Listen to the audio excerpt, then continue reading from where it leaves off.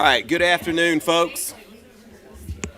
I'm going to go ahead and it's 1 o'clock. I'm going to go ahead and call this work session of the mayor and council to order, and we'll get underway. Ms. Marchman won't be here with us for the work session, so we'll leave Mr. Momptahan down there all alone. You got a whole desk. Do whatever makes you feel good. Well, not whatever makes you feel good, but all right. Let's go ahead and get started. We're going to start with governing body, tab A, Georgia Conservancy, Villa Rica Placemaking, and Alley Activation Program presentation. Is that you, Alyssa? Yes, good morning. Chris is not able to be here. He's at a conference this week, so I'm here to introduce Georgia Conservancy. Just going back to May of 2022, if you can remember, the city was awarded a Community Development Assistance Program grant from the Atlanta Regional Commission. The project was valued at $75,000, a local cost of $5,800, which came out of our product development funds.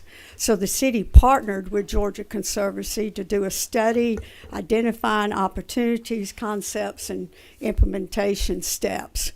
So we have Lubin with Georgia Conservancy here today, and he's going to make their final presentation, concluding the Villa Rica Placemaking and Alleyway Activation Program. All right, come on up. Give us your name again. My name is Lubin Rica. I'm a planner at Georgia Conservancy. Very happy to be reporting out on the completion of this project today. Wonderful. Well, welcome. Go ahead. All right.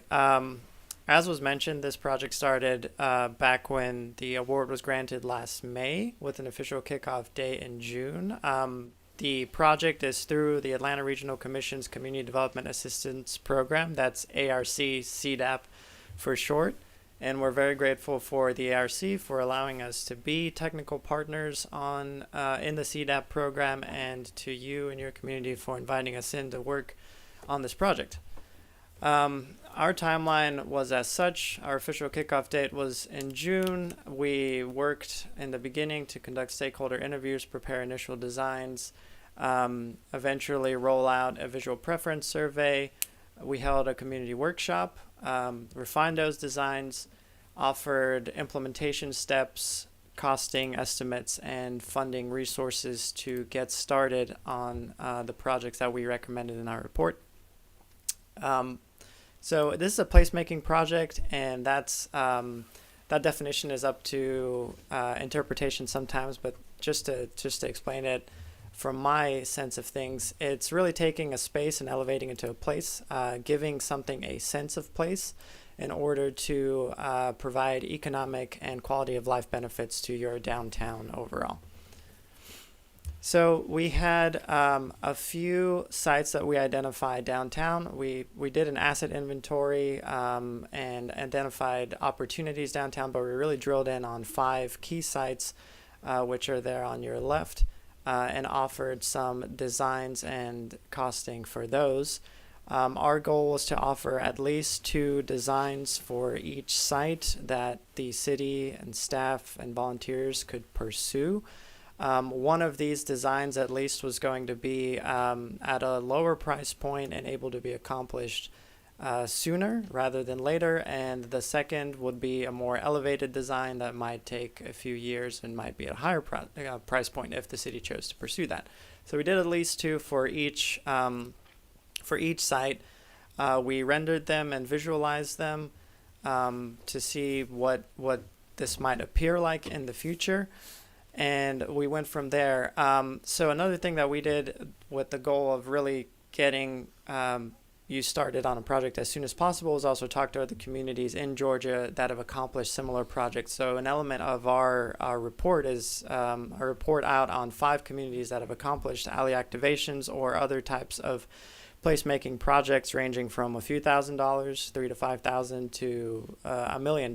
You know, if it was a street redesign like the Thomasville project, for example, that was included in this report. So I'd recommend going back to those as well and feel free to contact those communities on your own if you're interested in more detail about them. But there's a pretty detailed report out on how they accomplished this project so that Villa Rica can use the same action steps to do work in your community.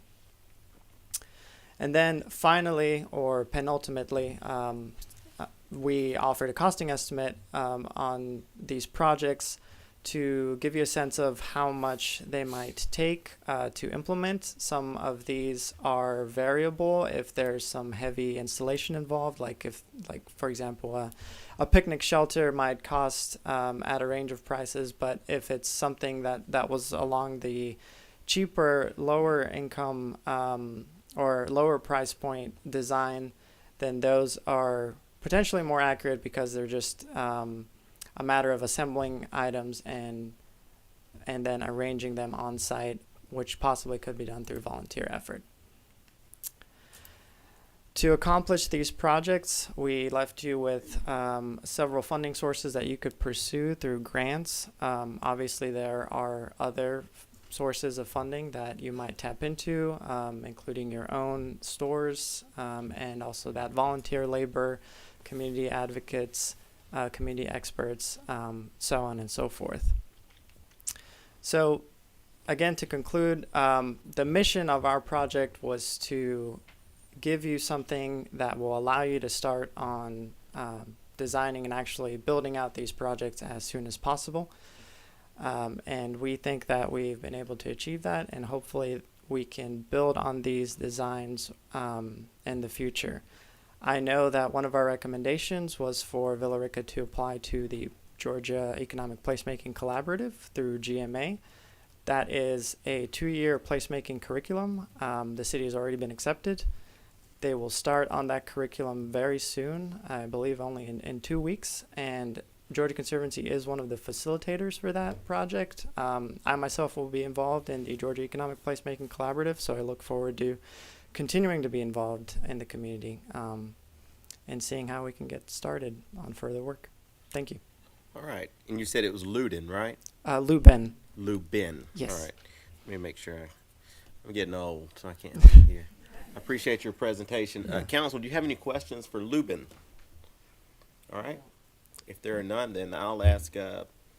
I'll thank you for being here. I'll ask Alyssa to come back up. Yeah. So, Alyssa, what you're asking here, I guess, on behalf of Chris, this is the start of the LCI implementation program, right? No. Well, on his write-up, I noticed that the staff recommendation said no action necessary, but he had a conversation with me this morning that no action is not necessary, but if the council would consider adopting the placemaking and alleyway activation plan as an official planning document for the city.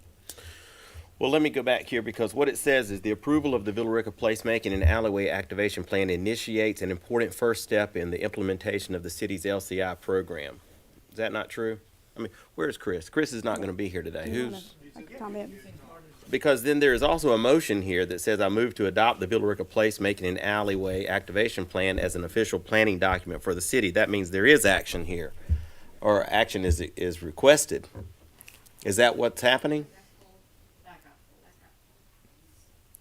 So what I have here is not correct?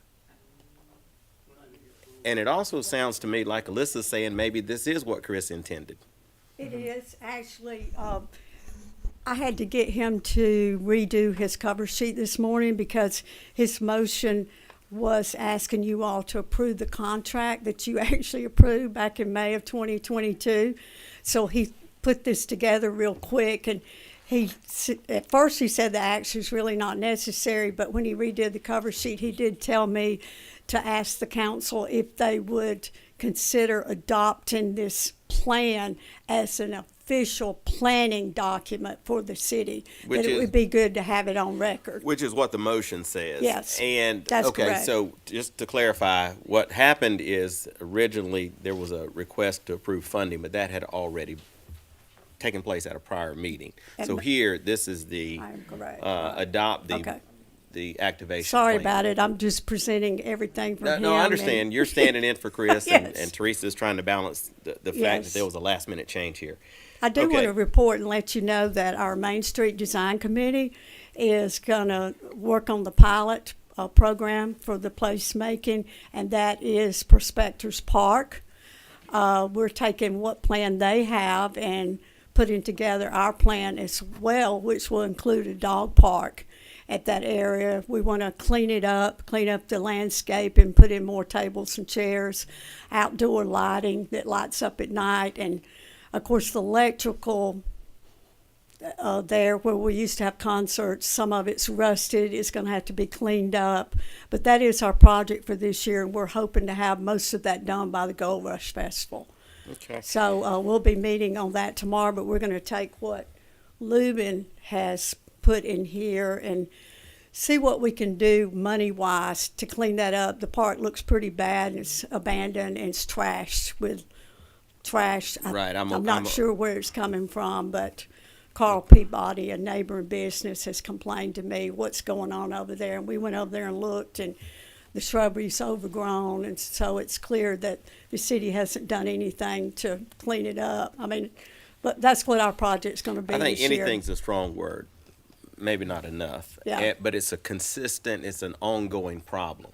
It Even is. when it gets cleaned up, it happens Well, again. we want to bring it back to life. That is Well, the place and- where we used to have concerts before the amphitheater was built. We're not taking the place of it, but it could be that you could have like a small band group perform there at different times of the year, but that's what we're looking at. Sure. Yeah. Well, once you have that collaborative, meeting and you come up with some ideas, I'd like for you to bring it back here. I noticed that Lubin has at least two versions of what he thought might, or what their organization thought might be able to be done with that park. Anyway, thank you for that, and thank you for the work that you're doing over there because it's necessary. Yeah. All right. Yeah, I was just going to say thanks. Out of all the ones you showed, the different points, although I care about the other alleyways, that particular park is so underutilized. It took me like 2 years one time just to get a picnic table there. I think they stole it from another park. But on a beautiful day, it's one of the rare green spaces we have downtown. I liked the plan, actually, that was less graduated, that kind of kept the stage. And not just because it might have been less expensive, but because it kept it wide open. So if you do have special events there, because during our downtown events, that stage is still used to some degree. And it would be nice. We could fix up that park for not a lot of We used to have that during money. the summertime. We'd have Yeah. the Chick-fil-A truck come and sell food, and we would have some music during the summer. And the we'd like lighting. to bring that back. Right, the lighting over there, because with Hickstown and the mural and everything being right across the street, it's a perfect place to go over there and have outdoor music and everything. So Yes. that's very what interesting. That's what we're looking at. Okay, Yes. thanks. Okay. Okay. All right. Does anybody else want to weigh in? All right. So the motion here is to adopt the Villa Rica Placemaking and Alleyway Activation Plan as an official planning document for the city. Is there any objection to making that consent number one? All right. And that'll be consent number one. Thank you, Alyssa. Let's go to A2, Certificate of Achievement for Excellence in Financial Reporting for fiscal year 21. Who's doing this?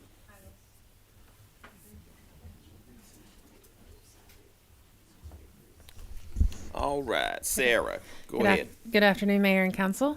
Would like to take the time to recognize the Finance Department, and I'll invite Jennifer up here also, but just they received the Certificate of Achievement for Excellence in Financial Reporting for the report ended September 30th, 2021. This is only the second time that the city has received this award. And do you want to come on up? The Government Finance Officers Association, the GFOA, is an association that all of us finance people work with for continuing ed and other things. Well, they're the ones who give out this award. So they have a panel. You submit your financial report to them. They have a panel that reviews it for their standards of excellence. And they're looking for a spirit of full disclosure when they review this, among other things. There's pages and pages of a checklist that you're supposed to send in with your report. So anyway, I just wanted to recognize Jennifer and her leadership, and I'll let her say something too. But I appreciate all that they've done in the spirit of excellence for our financials. Yeah, I just wanted to say, like she said, my team, I couldn't do it without them. I've been here almost 2 years, and Amanda, Katie, and Louise, I call her Wheezy. I don't know what I'd do without them. It takes a team effort, and I've got a great team. It takes all of us. From the staff, the departments, y'all, the mayor and council, city manager, deputy city manager. Sometimes we may call you and bug you and say we need to do this or we have to do this. It's only to make the numbers more accurate, to be presented accurately, so that when we do put it in a nice, pretty binder or bound up report, then it looks good and it can get this award. So it's a group effort, but I really am very thankful for my staff. Wonderful. Thank you.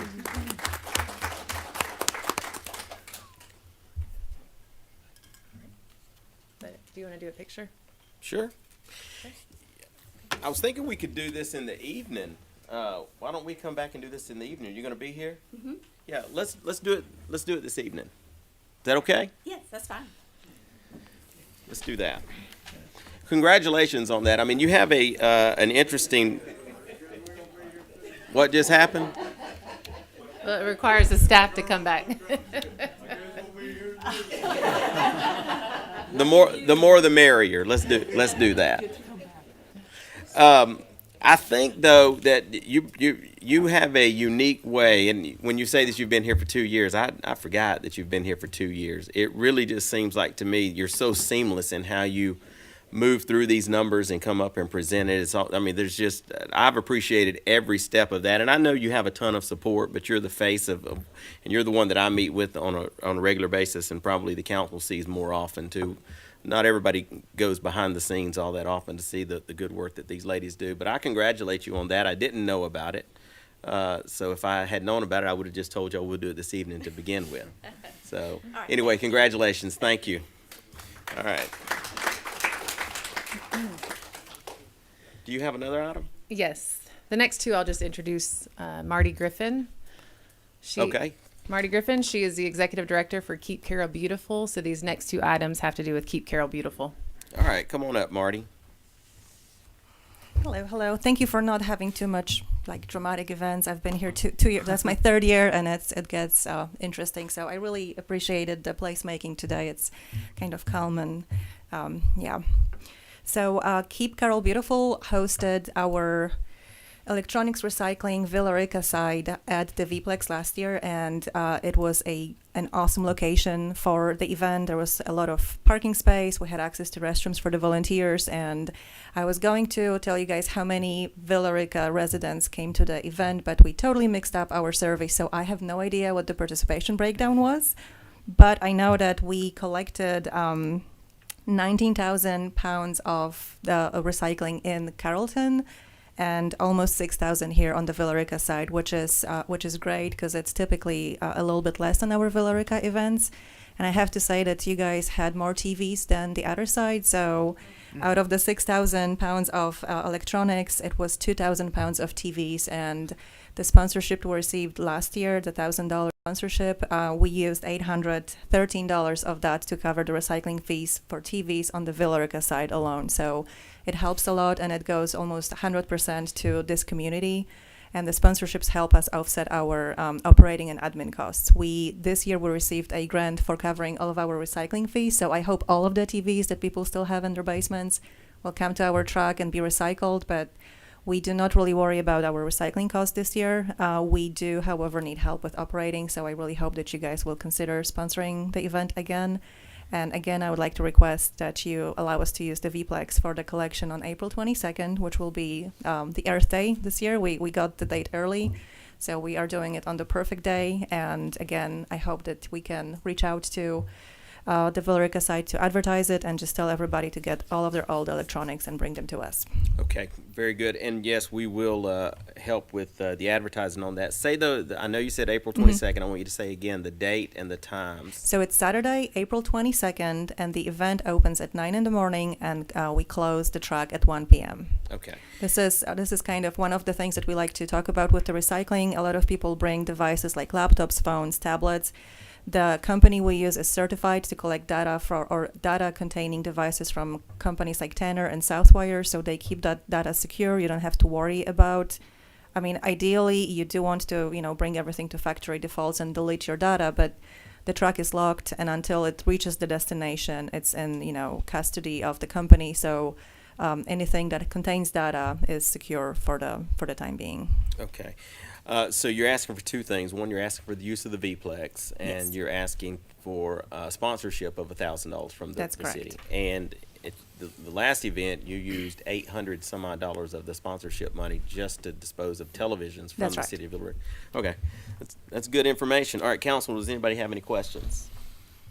All right, if there are no questions, I'm gonna take these one at a time. Is there any objection to make an A3, Keep Carroll Beautiful, request to use the Vplex, consent number 2? No objection. So is there any objection to make an A4, Keep Carroll Beautiful, sponsorship for e-recycling event of $1,000? Is there any objection to making that consent number 3? All right, none of that. Thank you very much. Thank you. And we will, if you'll get with Ken or just make sure Sarah or somebody has Yeah. the information, we'll get it out through Perfect. our usual channels of And I just wanted to communication. mention, I think Yes. the question I got last year was if the residents that fall into Douglas County are able to participate, and we serve the area of West Georgia, so for any of our events, we welcome people to come in and deliver their recyclables. So All right, good deal. Thank you. Thank you. All right, we're going to take up A5, Mr. Macklin. This is Microsoft Surface Pros available to council members for purchase. David, would you introduce this item? I will. I was asked to take a look at whether or not the city could dispose of the now obsolete Surface Pro items that we have, and I did look at that and found that we do have the ability to dispose of them. Specifically, there was a question as to whether or not the council members who were actually using a particular Surface Pro would have the right to purchase those. And upon looking at that, I think you do have the right to authorize that. Some of those contain information which may be personal to each and every one of you, and for that reason, and because they are now obsolete, I think that it is permissible to sell them to the people who've been using them. Okay, if you would pull your mic over just a little bit. Yep, I can okay. hear you, but I don't know about the folks at All right. home. Okay, so, yeah, this came up a couple of months ago, and we weren't really sure what we would do, but we had our own IT people look at what these would be worth. And I guess through whatever channels he did that, he come up with a value for them because they are largely obsolete. We do still use them, but the question became, what would we do with them? And I don't think that it would be a smart idea to just sell them to, on govdeals.com, because I don't know that we can get rid of all of the information that's on them. Maybe we can, but I don't know what it costs us to do that. So we thought this would just be an option. If the person who had them, who had been using them for 5 or 6 years, they probably have done research, they've probably got all types of documents and things that would be only useful to them. So we thought we would offer that as an option for each council member to be able to have the option to purchase the one that they have. If they chose not to, once they were replaced, then we would find another way to dispose of them, which may well be Gov Deals, but we'd have to do something to clean them up to make sure that no information got out. So does any council members have any questions on this? Mr. Carter? Just for clarification, at the time we bought them, we bought these cases with them. Does that go along with the Surface Yes, sir. Pro? We would anticipate that whatever you had with it, the pen, I think at least one council person had to Yeah. replace a pen. I still got one of those, yeah. Any of those things would go with the item. Okay, Your charger, the case, any of that stuff. David? thank you. It comes with everything other than Jim's time to make them work. Okay. Well, but if you've been using them, you should know how to make it work, but you can't keep coming back to Jim to make it work after they're yours, because they'll be disconnected from the network, by the way, just so everybody knows. They will no longer be city property. Okay, anybody else? I was Ms. just going to McPherson. mention that if it did go to GovDeals, whatever that's called, Right. Jim would know what was involved with cleaning those up Sure. and clearing them before you Sure. get rid of them, just like when you get rid of your computer or whatever. Sure. It could certainly be done, but we would want to, we know we'd do that. Anybody else? Okay, so the motion, let me just look at this. The motion is to declare that the existing Surface Pros are surplus property and may be sold to the existing holder of the Surface Pro for $75. Any devices not so purchased by the current holders can be sold in the direction of the city manager if confidential information can be removed or destroyed. That would be the motion. Is there any objection to making that consent number 4? All right, consent number 4. Okay, A6, deed of property from city to Fuqua. This is a quitclaim deed. David, did you get a, I drafted a motion. I'll let you read it. okay. But it's not been added to the packet? Or has it? No, okay. All right, so would you introduce the item and then I will present the motion oh, yes, sir, but we don't have the motion. Yeah, and the it's a cover quick page. claim deed, and I did not do a cover sheet for it, so let me just explain what it is. As part of our agreement with Jeff Fuqua and Fuqua Development, there was a need for Fuqua to obtain a small sliver of property from the city in order to make all of the roadway project work. I think the city had preliminarily agreed with with the Fuqua Development that we would transfer that sliver of land to them for the fair market value of the land. We're not giving it to them. They're paying us for it, but the city has no use for the property. It's to be attached to a piece of the Fuqua Development property so they could construct one of the roads that they're working on. And that's what this quitclaim deed is. The city would be paid fair market value for the property. And all of this motion is simply to allow the mayor and city clerk to sign the quitclaim deed to make that transfer. Okay, so I'm going to read the motion because you don't have it before you, and then I'll take questions. It's a little bit backwards, but just so you understand what we're doing. All right, I move to authorize the mayor and city clerk to sign the quitclaim deed from the city to Fuqua Enterprises for a small, unusable tract of land for the fair market value of said tract. All right, that would be the motion that will be before us. Does the council have any questions for David? Just one, Mr. Carter. where's the tract of land? Can you describe it? Yeah. I don't want to go through this description here, it'd take forever. Right. So, there, if you look at a map of the right-of-way of Punkintown, it's not a straight line, and there's a little jog in it that's about 4/10 of an acre. Have no idea why it's done that way, and we're just straightening up that property line.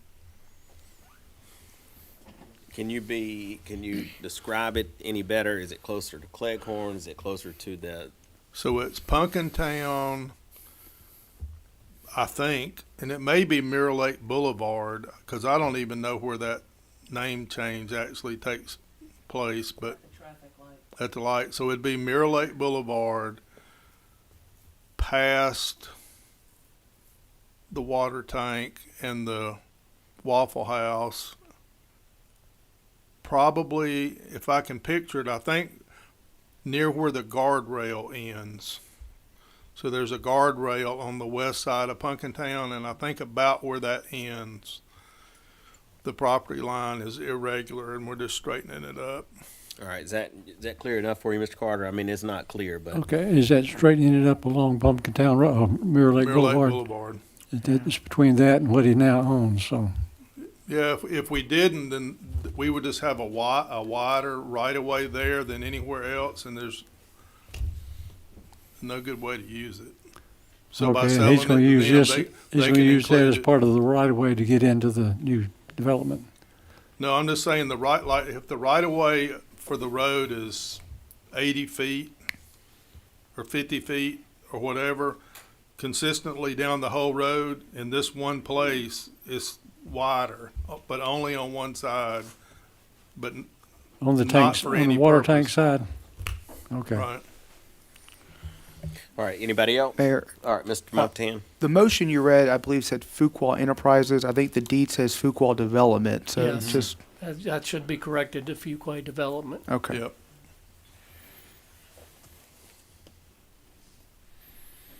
That's the lawyers in the room. All right, here's the motion. I move to authorize the mayor and city clerk to sign the quitclaim deed from the city to Fuqua Developments for a small unusable tract of land for the fair market value of said tract. Is there any objection to making that consent number 6? No, All right, thank you. You go, Mr. Macklin. Okay, A8. Mayor. Yes, sir.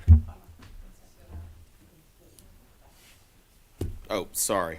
You're exactly right. That will be consent number 5. The problem is I had already written it, assuming that there wouldn't be a problem. So that's what happens when you get distracted. All right, thank you. So that would be consent number 5. All right, now moving on to A7, update on lighting for Mirror Lake Boulevard path. Mr. Macklin. Yeah, I'll update the council on where we stand on that. As you know, we've been working on this for probably close to a year now, and it took maybe 6 months to find out who to contact about the obtaining the easement that we need in order to put in the lighting along the Mirror Lake Boulevard path. We finally were able to locate the company in Maryland that actually owns the property. We contacted them, they asked us if we could send to them a survey of the property that we specifically wanted in the easement. So we had a survey prepared that took a couple of months to do that. We sent them the survey showing the strip of land that we wanted, which was a strip. It's approximately 20 feet wide. Sent that to them. They went over it with their management and sent us a letter back saying no, they weren't going to give us the easement that large, but they would be willing to consider giving us an easement that was 4 to 6 feet wide. And that request has now been passed on to the city engineer, I'm waiting to hear whether or not that will work, as to whether or not we can get by with a 6-foot easement as opposed to the 20-foot easement that we had originally asked for. As soon as I find out whether or not there is an engineering solution that will allow us to do it with 6 feet easement, if so, then they'll apparently sign an easement for us. If we cannot do it with just a 6-foot easement in the area that's required, then I'll have to come to the council and ask you if you want to condemn it. Okay.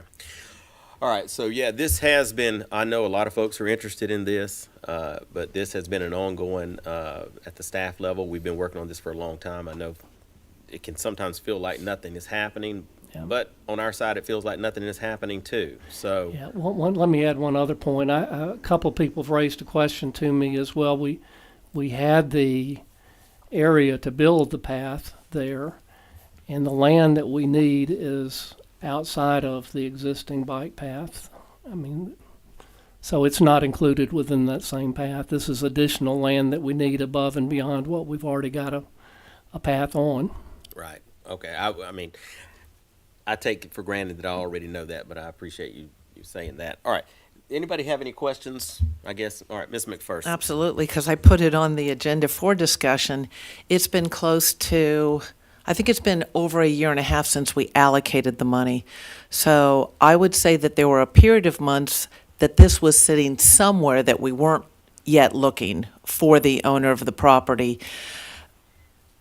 So now we've found them. And I think the thing that bothered me is I kept asking over a period of months, every couple months, what's going on with it. But I still felt like since we had all voted to allocate that money, that I wasn't the only one who needed to know. So that's why I put it on for discussion, because all of us, well, unless you weren't installed yet in council, but the council as a whole voted to allocate that money. So I really wanted all of us to get updated, not just me, to hear what was or wasn't going on. And I had been the one who had asked the question, well, if we have the right of way or easement for that path, how come that doesn't include the area for the lights? And you answered that. Doesn't the right of way from the road, is there no space between the road that really is ours, that lighting can go? There is, but, and again, I'm not an engineer, but my understanding is that in order to put in the lighting here, that we need easement in a space where we don't have an easement currently. Okay, so who is it that actually knows the details on, in the weeds on the engineering, where it has to be and what we've got to have? Was that Greystone Bobby Power or? and Bobby. Okay, all right. I would just like to see, it sounds like we got a absolute no. Now it sounds like, well, we'll give you something. And I would just love for whoever that negotiating person is to keep us informed, but also to do whatever they can in a nice way to say, we'd really appreciate if you did, because it's a quality of life thing over there where it's so dark along that road and that path. I don't drive a golf cart, so I don't have one over there, but I walk over there. I see a lot of other people, kids, everything else. It's extremely dark, and set from the road. But that's all. Okay, I appreciate the update. All right, anybody else? Yeah. Okay, so Mr. Carter, sorry. Okay, let me understand, the 6 foot, is it run parallel adjacent to the path? Yes. That is currently there? Yes, So we would have an additional 6 foot to get the lighting into? yes. Okay. If that works, I mean,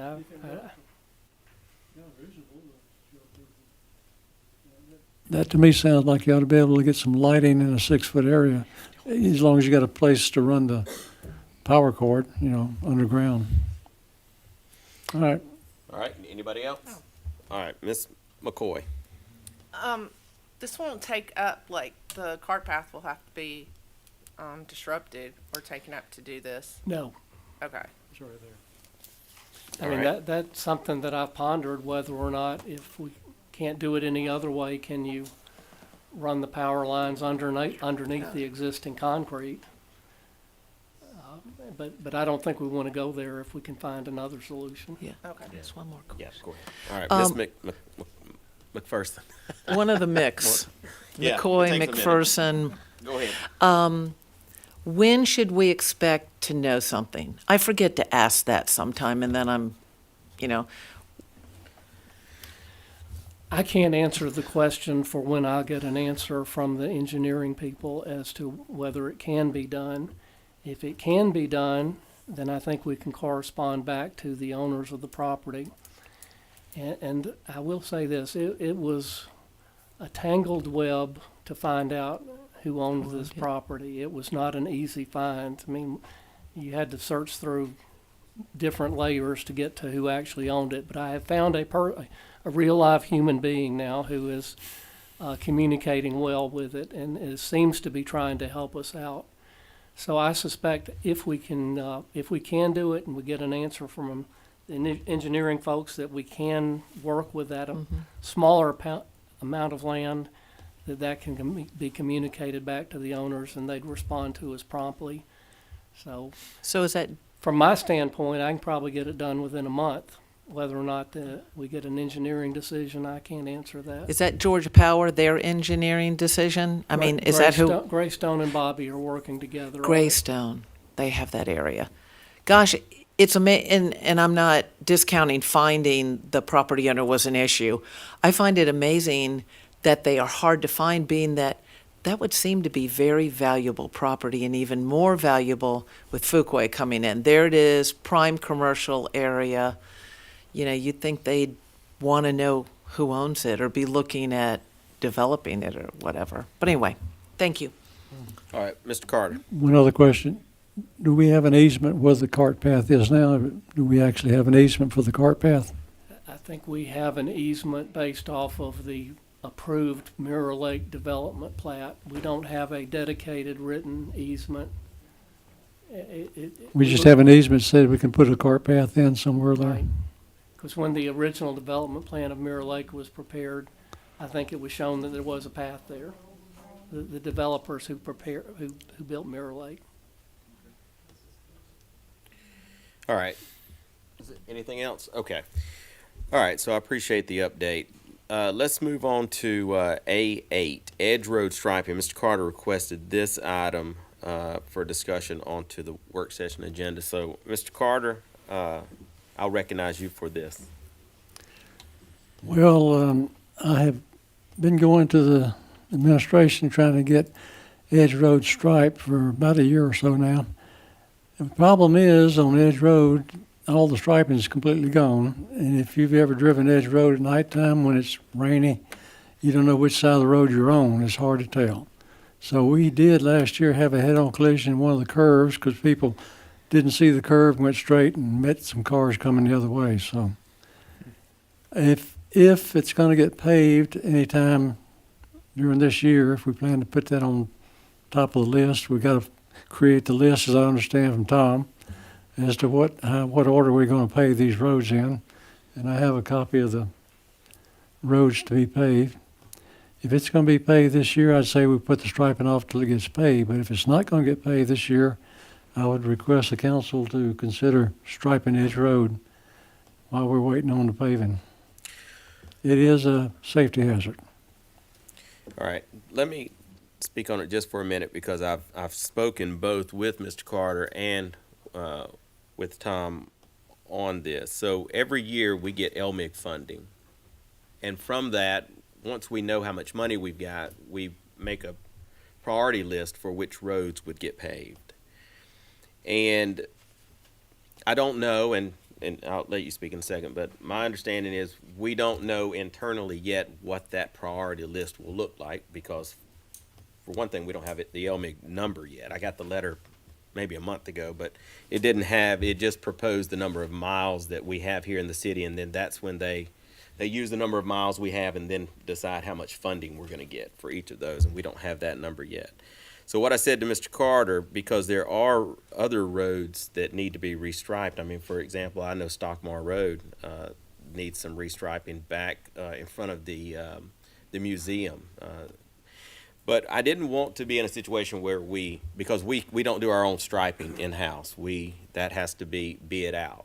So we don't know what the cost would be. And I didn't want to get in a situation where we paid for that, restriped the road, and then came back within 6 months or 8 months or even a year and then repave the road, because when you repave it, it gets restriped as part of that paving contract. So so I talked to Mr. Carter about it, and he seemed to be of the opinion that the road probably wouldn't be really high on the list right now. Maybe in the next year or two, it might be. So what I would say is I want to hear from Tom, but I can support, bidding that to find out how much that would cost now, but just with the caveat that we need to first find out how the priority list is going to look once we get the LMIG funding. But anyway, Tom, you want to weigh in on this? Yeah, my suggestion would be that we go ahead and bid it, and then at the April meeting, we'll either have a price for that and we'll do it, or we'll know better what the list is and what the priorities are, and we can decide from that. I think that's fair. And when do you think when would we be getting the priority list for the paving? When do we typically get the funding number? Do you recall that? I don't know what time of year. We got the number? So we just got the number? Okay, so we can work it up. So we can start working on that.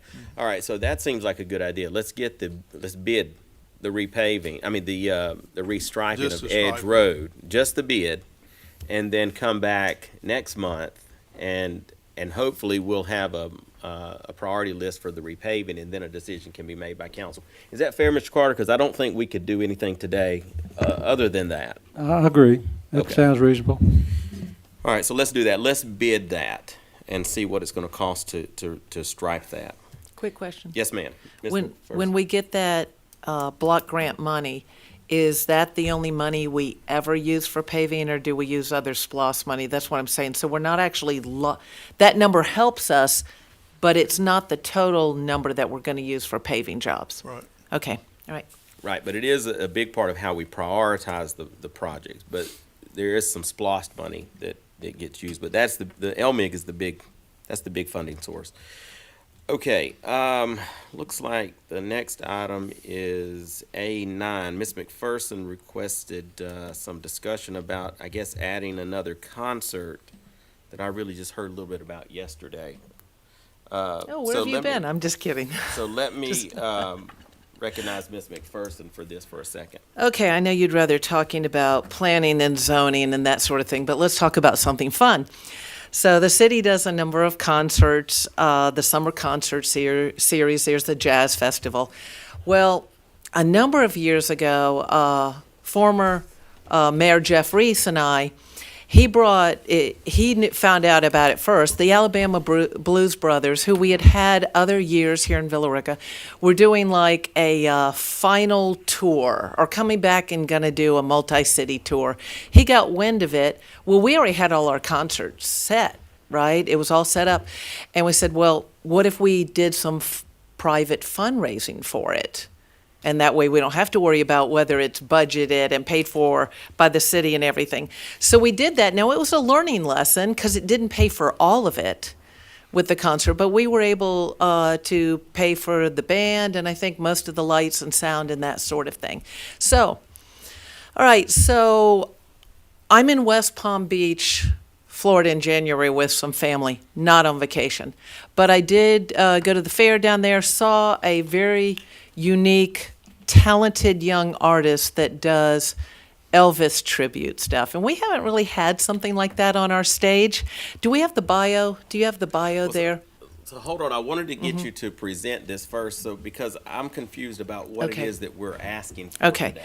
What I'd like to ask for is the approval to have this concert. It would be a date October 6th because they are already in, and I say they because there's a band, they are in Lawrenceville that weekend doing the 7th. And so it allows us to have them just an hour away and bring them over here. These are not prima donnas, don't require a lot. It's not expensive, but the key is, will you allow me, with some help with some friends, to do the fundraising for this event and have it on our stage? Kind of like we did for the Blues Brothers, except I've got a lot more leeway time, and I believe we can do really well with the fundraising based on some of the feedback I've gotten. And it would give us a fun concert and something a little different from what we've had on our stage. And I do, when you're ready, I do have a just over a minute video clip, but I'll read the bio on this artist first. I got a question. Yes, sir, Is Mr. that Martin. date open? I mean, October 6th, is that an open date? You'd have to ask Main Street. I called the city first and asked for the city calendar and asked if that date was clear and got told what was on it. There was some benign things during the day, one or two things unrelated to entertainment or special events. Because I've only really got some information on this. So I saw that you were interested in doing something, but I didn't really get any information on it until maybe yesterday in terms of seeing the video and the bio and that kind of thing. Was it yesterday or was it Friday? I can't remember. Yesterday. So, but anyway, here was my confusion. So let me say first that back in 2019, we had the Blues Brothers here. And I don't know how many of y'all came to it, but it was a good event. I enjoyed it. I was there. And it was I couldn't wrap my head around looking back because I wasn't on the council when that happened. I was between offices. I had resigned from the city council and I was running for mayor. That occurred in October of 2019. And I didn't remember how that was. Was that a partially private event? Was it a city sponsored event? Because the city doesn't have another concert on the schedule now. So So that's what I'm asking. What is it that you're asking? Are you asking for this to be a city-sponsored concert, or are you asking to do a private event?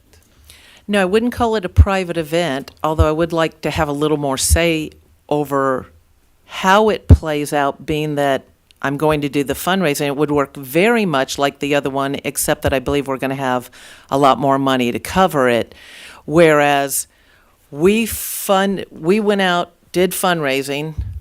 I got 5,000, I think. Jeff came in with about 2,000, but Main Street, the setup for the chairs, that was, city still has to be there. We have to have some security and that sort of thing. So it still has to involve city departments. Does it sound to you like, though, maybe like Taste of Villa Rica or some of the other events where we provide grant money, doesn't it seem like a private application? But Well, that's not the applying way for we the did it grant last. money. How did we do it last? I don't know that we labeled it. We just said, hey, we'd like to do this. We could have an additional concert. The Blues Brothers were very popular.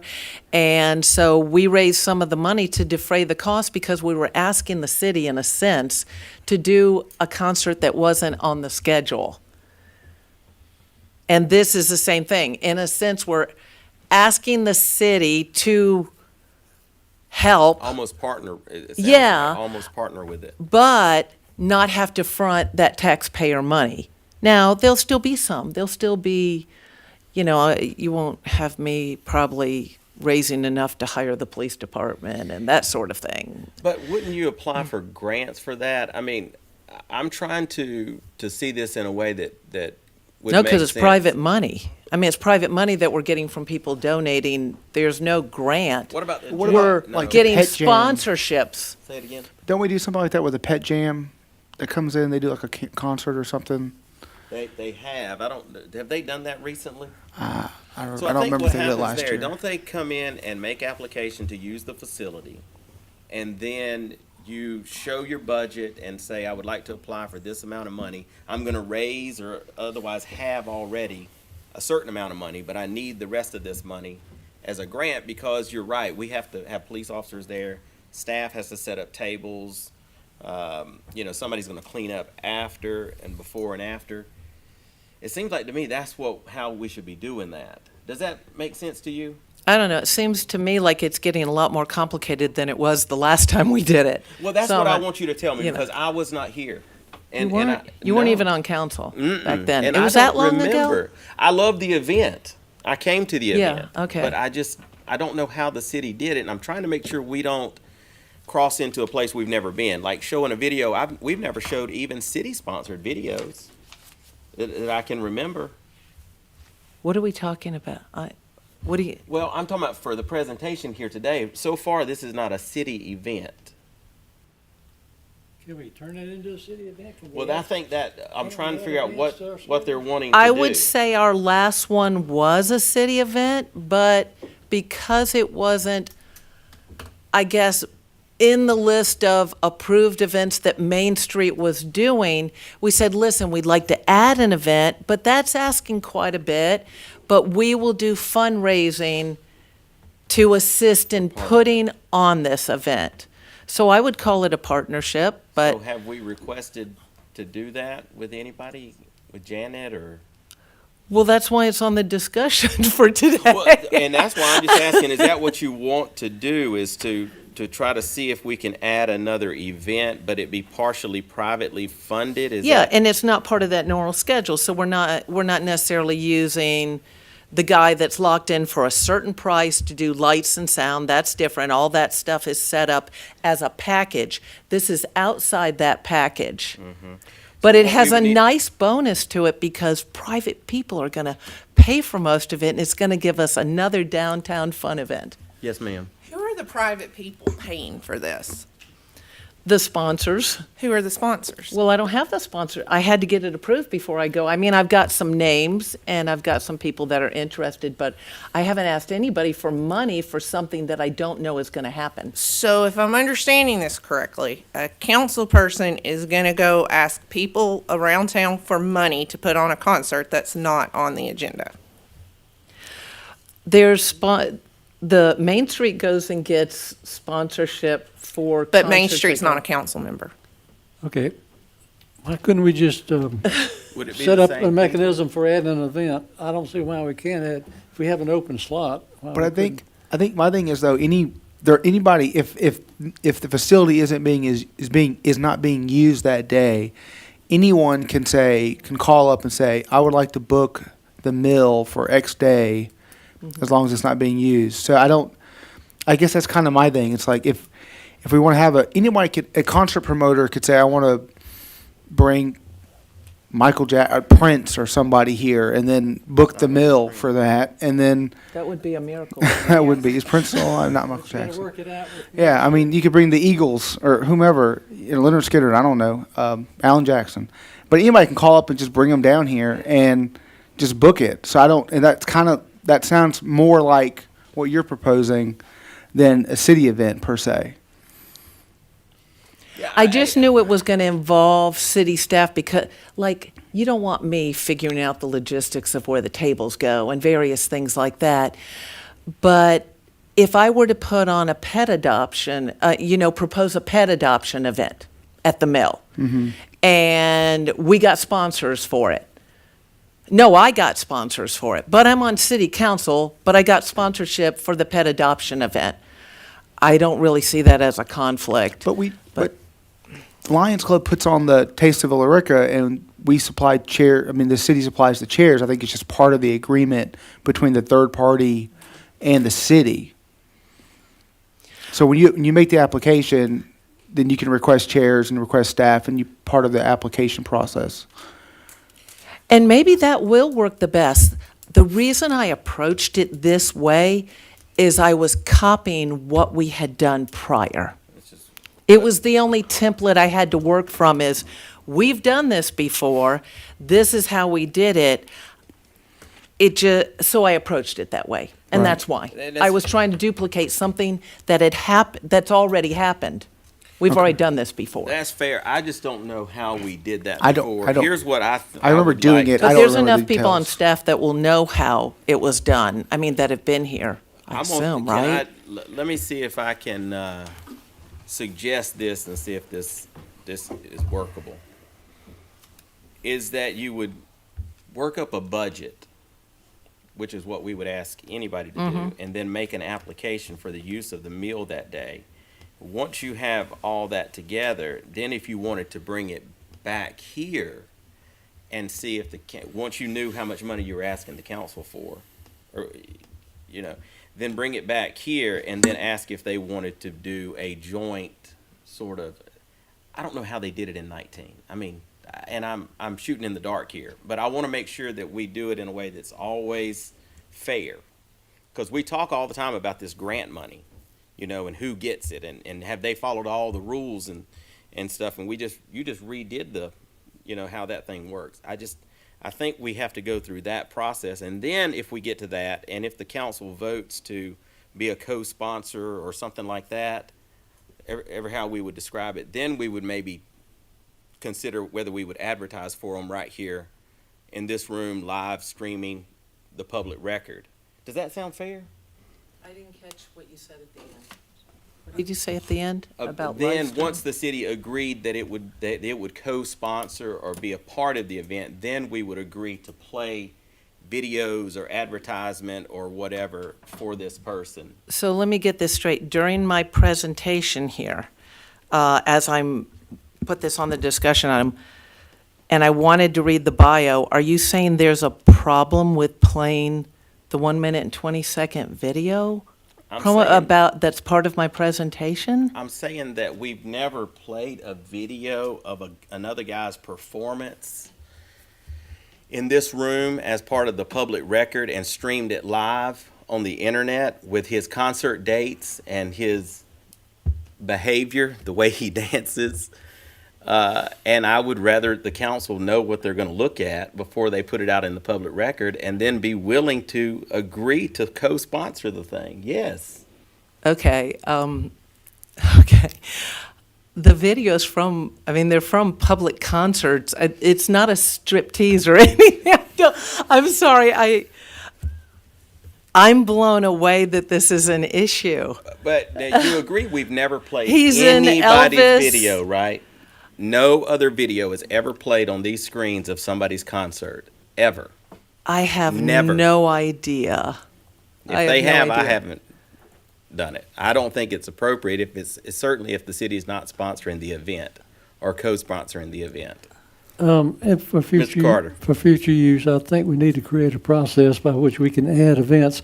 'Cause I can see this happening during the year where suddenly someone has an event they'd like to bring in, but it wasn't pre-planned.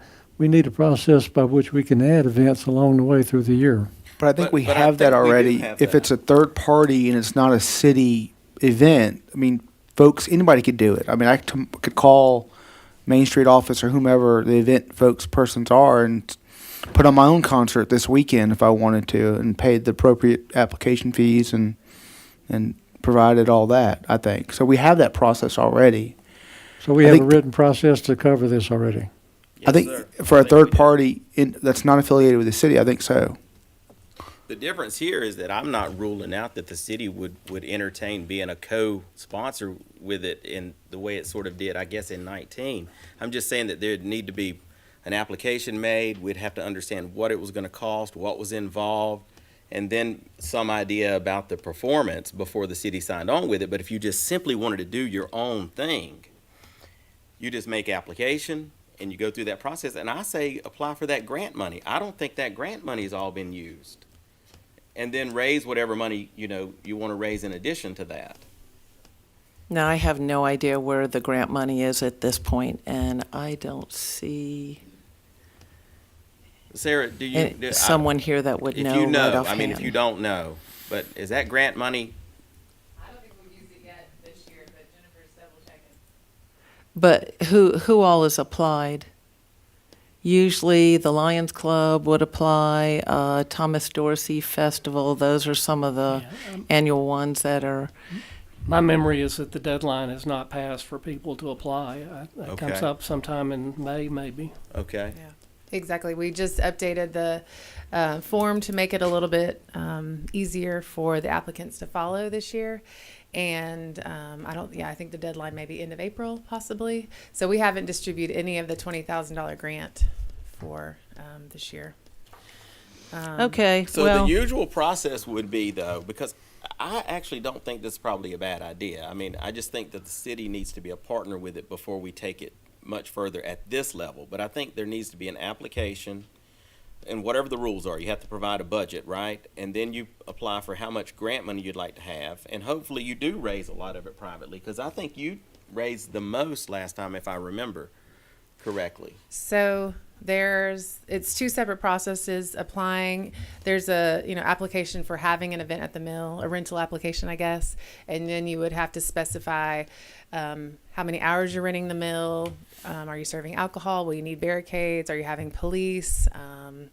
What other staff support, tables, chairs, tents, those types of things. That's a separate application than the grant application. And Okay. in that case, you would need to provide a budget and all that. I was just trying to recall in 2019, I don't remember exactly the meeting and how it went down, but from a finance perspective, I think once the council gave the directive that we were doing that, that it just became one of the city events, and then the sponsorship money went into the revenue, but the expenses were still spent out of the city like a normal concert. Do we have any idea how much it cost? How much would a typical concert like this cost? That in that case, the artist was $4,000. I would say rough estimate. Light and sound could be $3,000 for a concert, just based on my experience for the Thomas Dorsey Board.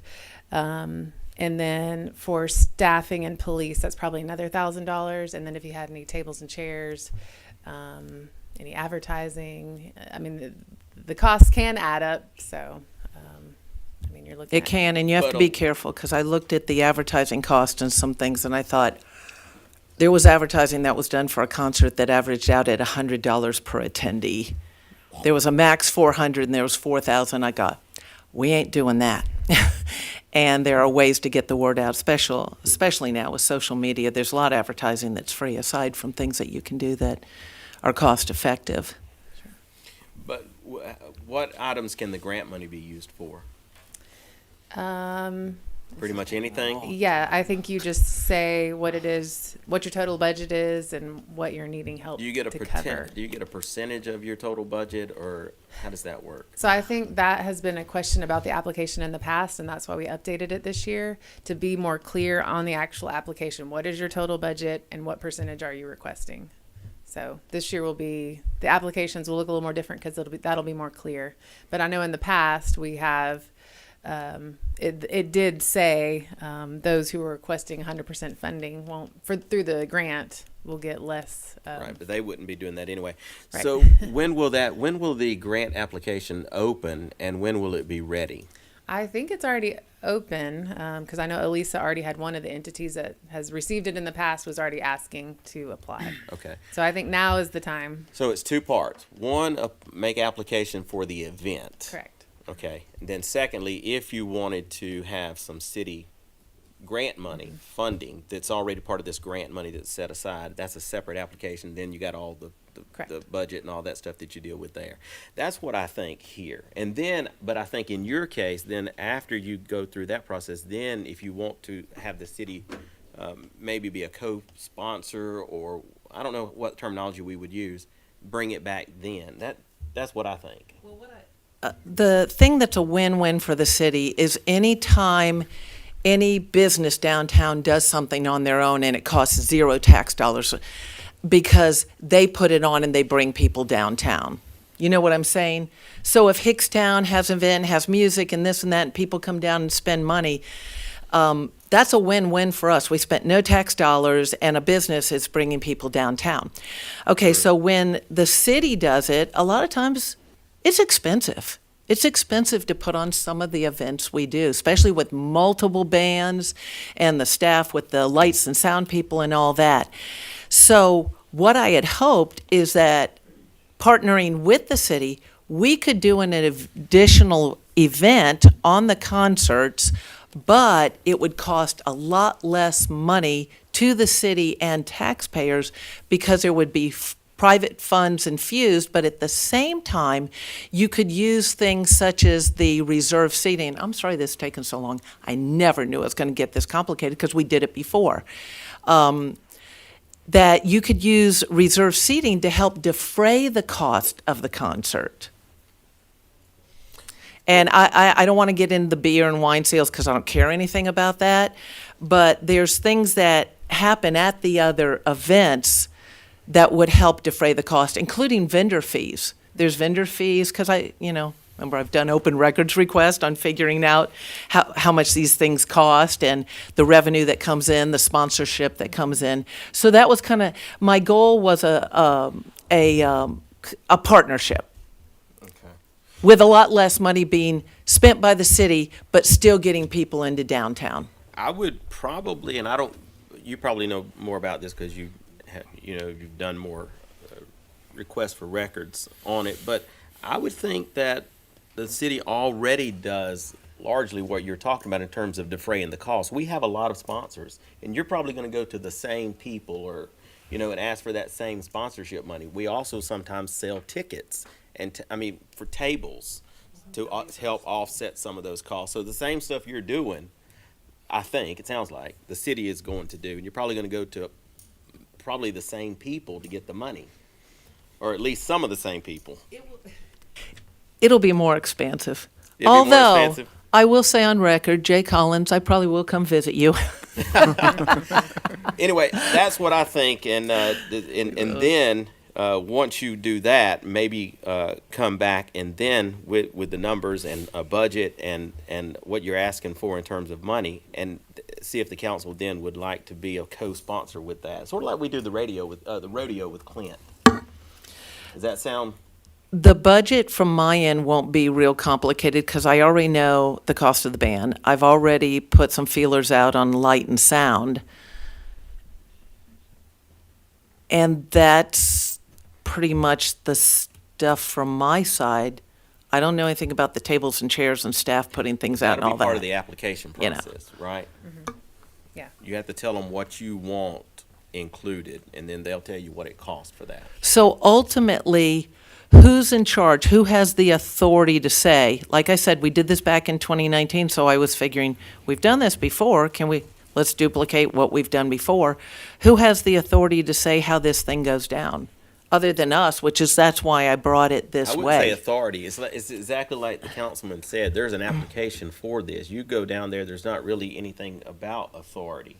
You make application. If the event's available, you do all the steps that you're supposed to do. That event is going to happen unless there is a reason to object to it. That's what you do for a private event. But this is a private event until it becomes, then you're going to come back in here and say, all right, guys, this is what I've got. This is what I want to do. Are you guys willing to sign on to this and be a partner in it? And then you'll provide some details, some people will ask some questions, and then they either do it or they don't. Are you saying that we don't approve all the events that go on at the mill? At the end of the process, you do, but you don't when they make application. Anybody can make application and start Right. this process. But before it's But in approved, the end, it gets approved. we have to approve it here on the council. But You that mean the doesn't other make you a concerts? partner. You mean the other concerts or just events? Oh, we any don't events approve- that we handle down there. We don't approve, I mean, it doesn't, not everything, I mean, the high school has Oh, no, like no, no, prom not and every stuff event is there. a We don't approve those events. Going on that we don't approve. Oh, absolutely.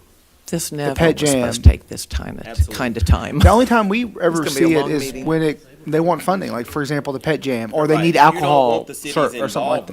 involvement, then the city doesn't, there really isn't there's not approval for everything. They run the whole program down there. Yeah. In Right, fact, but if anybody you can, leave- like I said, I mean, anybody can, private concert can, promoter can come down there and reserve it and That's right. host a concert in Villa Rica. That's right. You gentlemen have anything to add? I think we're having a debate here, but, you know, my belief is that, yes, the city council does want to reserve the right to approve the actual final use of the amp by anybody. Of this particular facility? Yeah. But not all of them, because we don't, I I can just tell don't you we think you don't. do. Golden City Cruisers? Yeah, we don't, I Right, mean, we do not do every event. yeah, I'm not saying that we don't have the right, if we learn of something, to veto it, or if someone wants to, or if someone gets denied an application for some reason, and then we would hear that appeal of that denial, but, I mean, I do agree we have like a veto power, but I don't think every single application has to come before us. I mean, I think that's why we have staff to some degree. Yeah, and I agree with that perspective, and I guess our debate was just over the difference between what do we usually do and what is the ultimate authority. Why are you shaking your head? No, I never know how to read that. If there's alcohol involved, it comes to you. Okay, If it's free, somebody wants it for free, okay, sure, right? wave. Y'all approve that. Otherwise, you never see it. So what if it had That's lewd what I- dancing? Well, we have a policy though. Keep Right. in mind, we And have, so if it gets Hopefully it denied doesn't get based straight. upon that policy, then that person can they come may appeal. to us, and then we would have the decision in that case. Right? Yeah, but I don't think we want to get into every caveat. Sure. Bottom line is there is a standing policy for how this stuff is done. If it meets the policy, they get to put on the concert. That's just the way it goes. And if somebody raises an objection, then it becomes a media circus. All right. Does that sound fair to start with an application down there? And then if you can get it pretty quickly, we can get back to this probably in April. And you got plenty of time. I mean, this is in October, right? I think my main thing was locking in the date with the artist. That's usually your more complicated. And I think you Part. can do that irrespective of whether it becomes a city co-sponsored event. I think you can still do that. Okay, Okay. I'll work on showing up over at their Main Street office and getting an application to rent the amp. I think that's what I understood. And then you would come, I think if my advice would be to come back here and ask us to waive, maybe the fee and become a partner. And if we do, if we co-sponsor it, then you'll get some other little perks, like, some assistance from staff. But until then, I don't see how we do it, because otherwise we'd have anybody coming up in here doing that. All right. I'll just say the amp is in Carrollton, the mill in Villa Rica. Well, I call it the Mill Amp so people will know what it is. An amphitheater, I'll call it the Mill Amphitheater, because if you just say, yeah, we're having it at the Mill, well, everybody in town knows that, but other people, so Our I'll call it the esteemed, Mill Amp. city attorney also called it the amp. I All wasn't right, just trying to so you. we'll look to probably What a see crime. something like this again Stand corrected. He's from Carroll. next Well, month. I'm sorry that took that long. I sure didn't plan on it being that long and drawn out, so it'll be a little longer work session today. Yeah, it's not bad. All right, let's move on to B1, Addendum to Civic Plus Agreement and Statement of Work for Ordinance Supplementation. Ms. Hello. Teresa. Yes. So, Mayor and Council, I'm bringing before you Civic Plus bought out Muni Code, which does our ordinances or your ordinances. They do three parts. They codify, they web host, and they supplement. So they've changed their billing structure now. The Civic Plus bought MuniCode, which is going to include an addendum to the existing agreement, and I'm asking for you to approve that.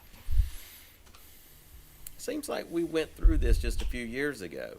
Probably, but remember, there's three different Yeah, parts. with Municode. That was with MuniCode? Okay. And now Civic Plus has bought MuniCode, so they may have changed structure previously on either the web hosting or on the codification, but this addendum is that they're going from $18 a page, which has been on our agreement since 2018 or 2014, I'm sorry, and are going up to an annual supplementation charge. Flat fee kind of thing. Instead of a Yes. per page. Instead of a per page. So, I don't mean to get you out in the weeds, but how much have we been spending as an aggregate on the per page? Does anybody know?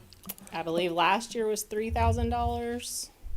Well, this says that they're gonna go to 2340 per page from the 18, so. Yes, it's going to go up approximately 30%, whichever billing structure, if we stay with the same billing structure or if we go to the annual supplement. Right. So you got two things going on here, Mr. Carter. Either A, you're going to stay with a per page, or you're going to go to this annual cost. Do we even have? This is a single source provider. I mean, would we even have another choice in terms of the MuniCode piece? Because I know we could probably use somebody else for the. No. So basically, we're just affirming. Okay, since we have two choices here, what, have we compared the two? Which one is the Well, least that's what I was. expensive? Hang on. Yes, they are close to the same. And I can't give you a definite on the per page because that would change. And remember that this year, what will go to next year has already increased. There are 2 ordinances on the docket or on the agenda today, and that has to go to MuniCode. So that would be per page. Anytime that community development comes before you with a zoning, and if you do in the future, in the statement of work that they sent us, if you have a large overhaul of the zoning code, or if you have an overhaul of any of the other large chapters of the ordinance, then that would be billed separately. This is for your standard, just you're tweaking something, doing an addendum, the standard supplementation that we have. But the per page could change per year based on what y'all approve. Right, I get that, but because the number of pages would change. But didn't you start out by saying that whether you do the per page or you go to the flat, you're looking at about a 30% increase? There is going to be a 30% increase regardless. Well, the flat fee is still going to be a 30% increase from what we have been That's what paying. that's what I'm understanding But you saying. I if think you that's what stay Mr. with per Carter's page- question is. Well, my question is, how much did we pay MuniCode last year? And was it anything like $3,500? You It thought it was was about 3,000, didn't you? It was, well, We don't know how much we paid MuniCode? Ladies, are y'all looking it up? Because we don't want to. We paid 5,000 last year. remember that last year you did several cleanups change, on yeah. the zoning ordinance, and you did the distilled. What about the year before? How much? That was probably because Yes, originally what they came to us with was a 9,000 per year charge. It went down when I asked them to remove large changes. So it is at the $34.89 price with a caveat that if there is a large overhaul, that would be billed out separately. Okay, so this is just for general stuff. The $3,500 is for general Yes. stuff. Right. And if we add something big, they're gonna bill us separately for that. Yes, Right. but this is only for the supplementation side, which is what they send us, the hard copy, where they then go in and they add items. This isn't the web hosting, which is separate. and we're not looking at web hosting tonight. Correct. That's So- in a different. All right. So why is the amount on the cover sheet at the top different from the motion? I'm sorry. Hold on a second. I think it looks like there's the administrative fee is not included in the motion. That's what happened. Does I it need apologize. to I be? can change it. For So is the tonight. top number correct? Let me Yeah, look the at the top of the page? attachment. The $3,888 Yes, it's and correct. 64 I'll cents. change it on the motion. Okay, I that's fine. I'm apologize. just gonna, I'll read that as part of the motion. All right. So, given the information that we've gotten from finance and the additional information, it seems to me like this is probably gonna be our better option to do this flat. Yes. All right. Council, do you have any more questions for Teresa? All right, here's how the motion would read. I move to authorize the mayor to execute the Civic Plus statement of work in the amount of $3,888.64. Is there any objection to making that consent number 6? None. None. All right, thank you. Let's move on to B2, cemetery ordinance revision. And I don't know if Mr. Mecklin wants to do this or if he wants me to do it. I'll be glad to do it, although Kevin in my office is the one who worked on this primarily with Teresa. And I think we were directed to update the ordinance that governs the operation of the cemeteries. One of the biggest issues we had that it didn't cover all of our cemeteries before. And I think this one is intended to equally apply to all 3 of our city cemeteries. You want to give us some of the highlights, David? I will Do you go have through them? it. I don't have the highlights, but I can tell you essentially what I consider to be the highlights. Wait a minute, you say there's 3, but this thing here says 2. We have, Because we're not really including the Old Town Cemetery because it is not an active cemetery. This I says wrote Hillcrest Pumpkin. and Garden of Rest, so Those are the 2 active cemeteries that you have that you're actually, I said 3 because I don't want to neglect the Old Town Cemetery, but it is not actively used. We don't permit any burials in there henceforth. You have to have been dead for about 100 years to have been buried there. Maybe a little more. Do you know where that is, Mr. Carter? No. That is on the corner of Pumpkin Town and Highway 61. Yes, sir. So it is a city cemetery, but we do not, these ordinances, modifications don't apply there because there's no additional burials that will occur there. It's inactive. All right, go ahead, Let's David, see, just some of real the quick. highlights of it would be Section 10-5, general maintenance. It better defines what the city is going to do and can do in the cemeteries.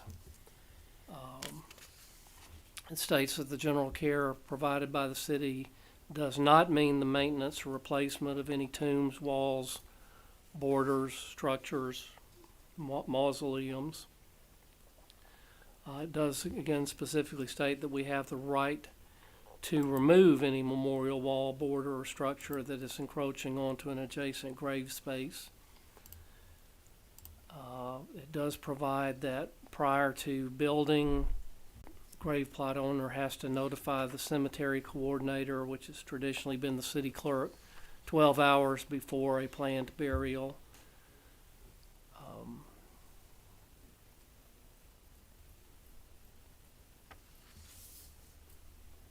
Again, Section 10-28 deals specifically with erections of monuments, gravestones, markers, walls, borders.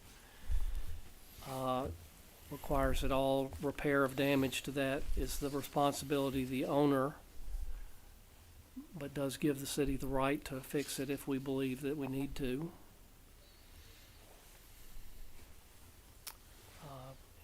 Although this ordinance does not set forth any specific specifications, rules, and regulations about walls and lot enclosures, it does give us the right to create those rules and regulations if we choose to do so. It does provide that the walls can't be higher than 16 inches in height. may I interject that there was also language throughout that treats the 2 active cemeteries equally. Right. so that what is allowed in one is allowed in the other. Yeah, because there wasn't walls allowed in Garden of Rest, Correct. and now there is. There will be. See, I thought they were avoiding that to make it easy to mow and everything. What changed over there? I think that's the reason why they weren't allowed in that cemetery. But, you know, we've had it pointed out to it, you're allowing it in one cemetery, not the other, and Okay.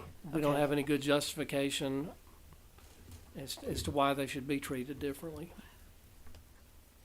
Do you have any more highlights? No.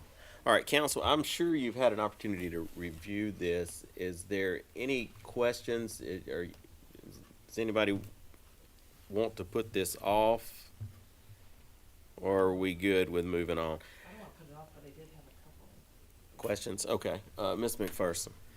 Yeah, in section 10.5, which you highlighted that the, let's see, 10-5C, let me get myself back there. It's almost easier with a hard copy. The city reserves the right to remove any memorial wall, blah, blah, blah, blah, blah. It's encroaching on adjacent grave space. Other than when it's falling and, falling down, and I've read that where when it's falling apart and everything else, we have the right to clean that up and that sort of thing, is just to make sure that we're on the front end of that, and then we don't have to worry about taking anything down. Is that we get a clear design of where somebody's putting the lines, that they match up with what we allow, and then nothing has to be taken down because they abided by where they were allowed to put the structure to begin with. So that's all on that. 10-25.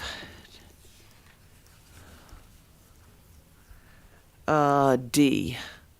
I didn't write notes as to what it was, so I have to look back at it. Yeah, at least 2 feet of dirt shall cover the top of the vault and shall be leveled off in a timely manner. What is that about? The number that you just read out, I'm not following. Which number? It's on Section page 4. 10-25. D1. Yes, D1, covering. I put covering question mark. Maintenance falling, closing the grave. I'm not sure I can answer that other Okay. than that I think that is, just standard practice. That you're not supposed to have an inch of dirt covering a grave, that you're supposed to have 2 feet. May I Okay. just interject that is after the funeral is over, then oftentimes no one returns to flatten. So you are left with a mound that I cannot be see. maintained. Okay. And that is the flattening. And so So- we didn't have that in there, and we needed to add it in and was get in that there taken care of. before. If you look on your Mine attachment, isn't the red line- redlined, so it's really hard to figure out the changes when it's not. My version here is not redlined. I think there were Sorry. two that you may have 2 attachments of Maybe the cover that's the sheet problem. on there, and Okay. the red line is the previous attachment, not the one that is up. Section 10-28, D 2 and 3. Walls and lot enclosures shall not exceed 16 inches in height. No, that doesn't sound like something I would have had an issue with, that didn't understand. Oh, 2. Nope, that's not a problem. 3. City reserves the right to remove any wall or enclosure that encroaches onto, okay, that's kind of the same thing, isn't it? Onto adjacent grave space or the free space located between graves without prior notice. I think my only question about that is, does it have a deadline? Are there ones up there from 50 years ago that that we reserve the right to move anything on? And I guess let's just try to make sure that they're put where they're allowed. I don't think we can do anything about the stuff that's been there for decades. We wouldn't want to go in and move things. Let's just try to make sure it goes in the right place to begin with, and then we won't have the city needing to go in, I guess, and Well, I believe remove. that if you pass this today, Mr. Drummond stated that then there would be some advertisement and notification, so that moving forward, the city will be complying with these ordinances that are before them. Because remember that Hillcrest is pretty much sold out. So if you were to say that it doesn't apply to what's already there, then you have Okay. made right. a maintenance issue. Well, so are we doing real well about informing people when they come in and they want to do this, what the rules are and criteria? Here you receive- go. Yeah. I mean, they receive the notice that the ordinances are on the website, or I can print them off. And they know, the funeral homes have been fairly good about letting know what is allowed and not allowed. Any problems that we can But this avoid for the provides future? clarity. Okay. Okay, Right. question. Mr. Carter. On that item 2, walls and lot enclosure should not exceed 16 inches. You go across the street over from City Hall, and there's a lot of them a lot taller than 16. Is this just from here forward, or? Yes, Okay, so those are grandfathered the in? ones that are already there, Because there's a lot of them pretty tall out there. Yeah. right, no, the goal is for the future to prevent problems. Okay, what about if the ground is sloping and your grave happens to be on a hill? I think at this point, if somebody had a reason why they wanted to be taller than 16 inches, they'd have to come and ask for A permission variance to do for that, that? for a variance, yeah. Okay. All right. Anybody else? Ms. McCoy. What is the internal control to monitor this? Because like Leslie said that it, to get it done right on the front end to avoid problems on the back end. But how are we going in and making sure the walls are 16 inches and that the funeral homes are doing what they're supposed to do? Opening and closing permits have to be granted prior to burials, and then whenever a monument company is coming out, or Mason or anyone is coming out, they are also to notify the clerk's office that they'll be going out, so that we can go and mark it to make sure that it's in the appropriate place, and then it would fall to the city staff to make sure that what has occurred matches the ordinances. So what happens if if what occurred didn't match the ordinance? They went outside, they colored outside the line, so to speak. We would then go through Mr. Mecklen's office for some advice on connecting with that particular party. So a letter, and hope that they did the right thing from that moment on, and hope that we did not have to go beyond that. Okay. Well, I wouldn't just leave it there. I mean, we would also continue the process through our own judicial system to ensure that the rights of everyone else are protected. Anybody else?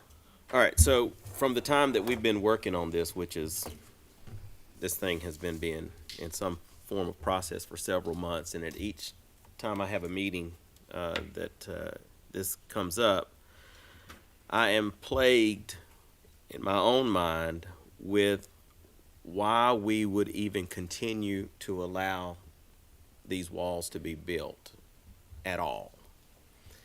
So I reserved this discussion for the council because I wanted to sort of get your input about that particular change if we were to make it, and I'm going to tell you why. On a regular basis, I get a number of calls complaining about the care, the perpetual care, as it were, of the cemetery. And a lot of it has to do with, as these walls get older, as people are no longer taking care of them, as the family members have either moved on, there's nobody there to take care of it anymore. They get old, they start to fall in.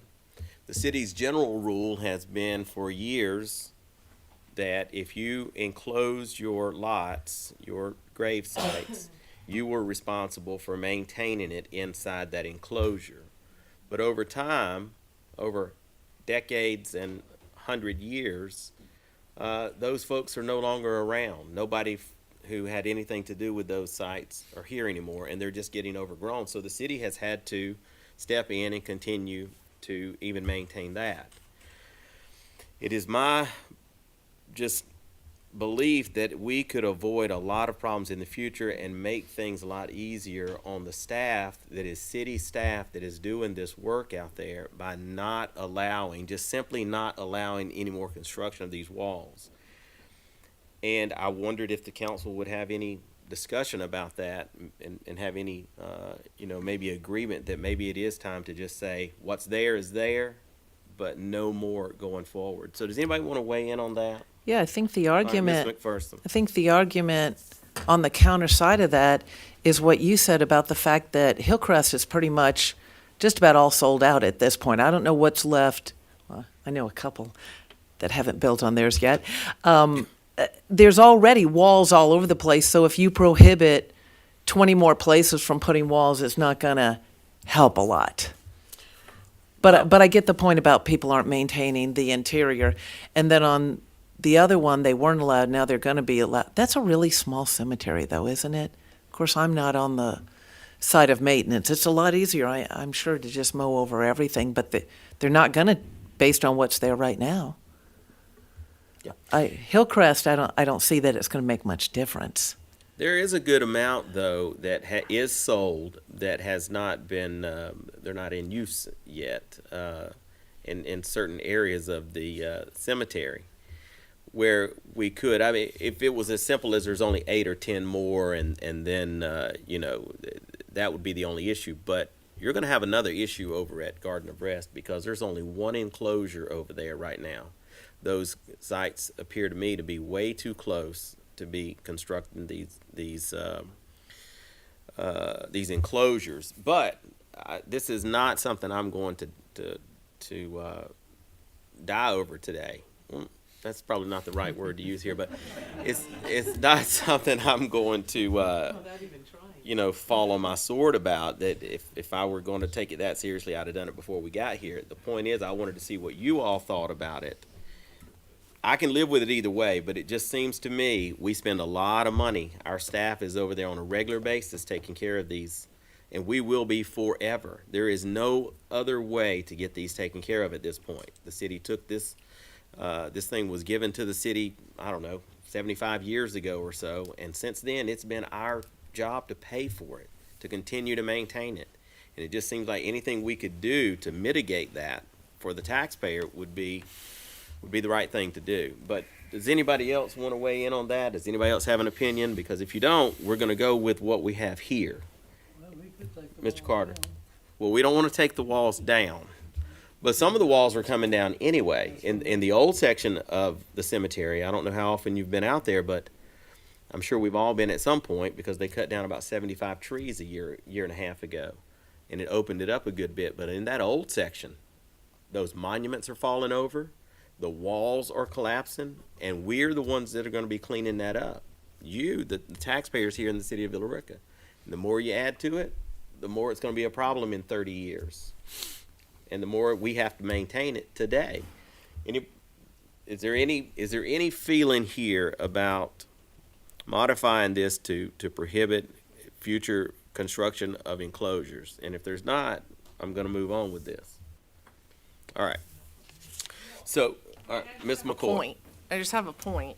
I don't know if at Hillcrest it would make much difference since there are so many enclosures, but if they weren't allowed at Garden of Rest, then why are we adding them? I understand to be consistent. I understand the logic behind it, but why, if it's going to contribute to maintenance and contribute and be more money for the city, why are we adding them in this ordinance? That's my question. Well, the answer to that, though, is exactly what you've already said, which is that we would have one policy for the city. But I would prefer that one policy to be what we currently have at Garden of Rest. But if there's not a consensus for that, then we're going to make it available to both of them. I wouldn't want to. I agree that we should have the same policy. I just don't see that we should have two separate policies. Anybody else? All right. So if there is no consensus to have that provision to not allow future construction of enclosures, then is there any objection to making this consent number 7? All right. Hearing none, we will move on to community development. C1. Ron, you've been waiting patiently. Are you excited? Very. It's your very moment to much. shine. Thank you. RA-08-22, Brenda M. Matthews and Themis Asset Recovery LLC. This is a proposed rezoning for 4 parcels on South Street. There'll be a public hearing on this item, so let's just get a brief introduction. Sure. So The applicant here is looking to go from the single-family urban R2 zone to the commercial medium-density C2 zone, and they're looking to reparcel the lots and construct a national sit-down chain restaurant. The Planning Commission voted to recommend approval from 4-0, and staff is also recommending an approval as well. All right, there's a recommended approval of 4-0 on this. So it's from R2 to C2. And tell me there's a national chain restaurant and what else? That's it, just a national chain restaurant. All right, so I know what. All right, is there any questions for Ron at this stage? Because we do have to do a public hearing on this tonight because this is a rezoning. So if your questions can wait, but if we need to get something preliminarily out of the way, anybody? All right. Okay, thank you, Ron. We'll go ahead and go to C2, the amendment to Section 2, Administration of the City of Villa Rica Zoning Code. There'll also be a public hearing on this, but let me interject because last month this item came up. You weren't here. I think Tracy presented it. And what I said then is that there is a review by the city attorney going on now with regard to how the planning and zoning members are selected, approved, and what their terms of office are. And because we passed a new ordinance on that, what you have before us today, that's not what you're talking about, but inside of that is that same ordinance, and it has not been updated. I said last month I want to take this up at the same time. I don't want to piecemeal this. You weren't here, but remember me telling you that last month, Tracy? So it appears to me, just from reviewing it, and Mr. Carter has already come over and showed it to me, that it's still not, that the terms of office are still not correct. David, are you working on that? I am.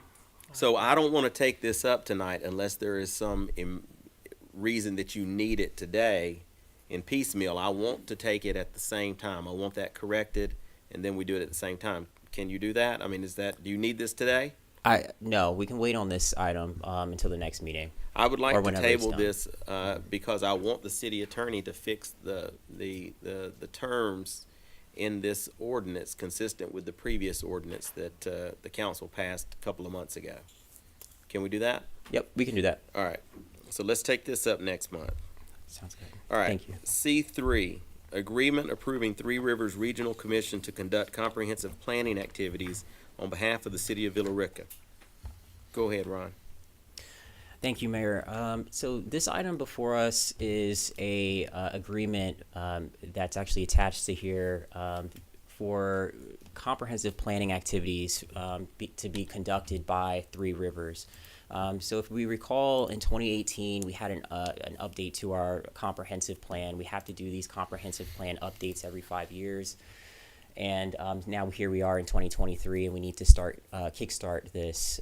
So internally, we had some discussions as far as how we're going to go about doing that, or what we think might be the best course of action.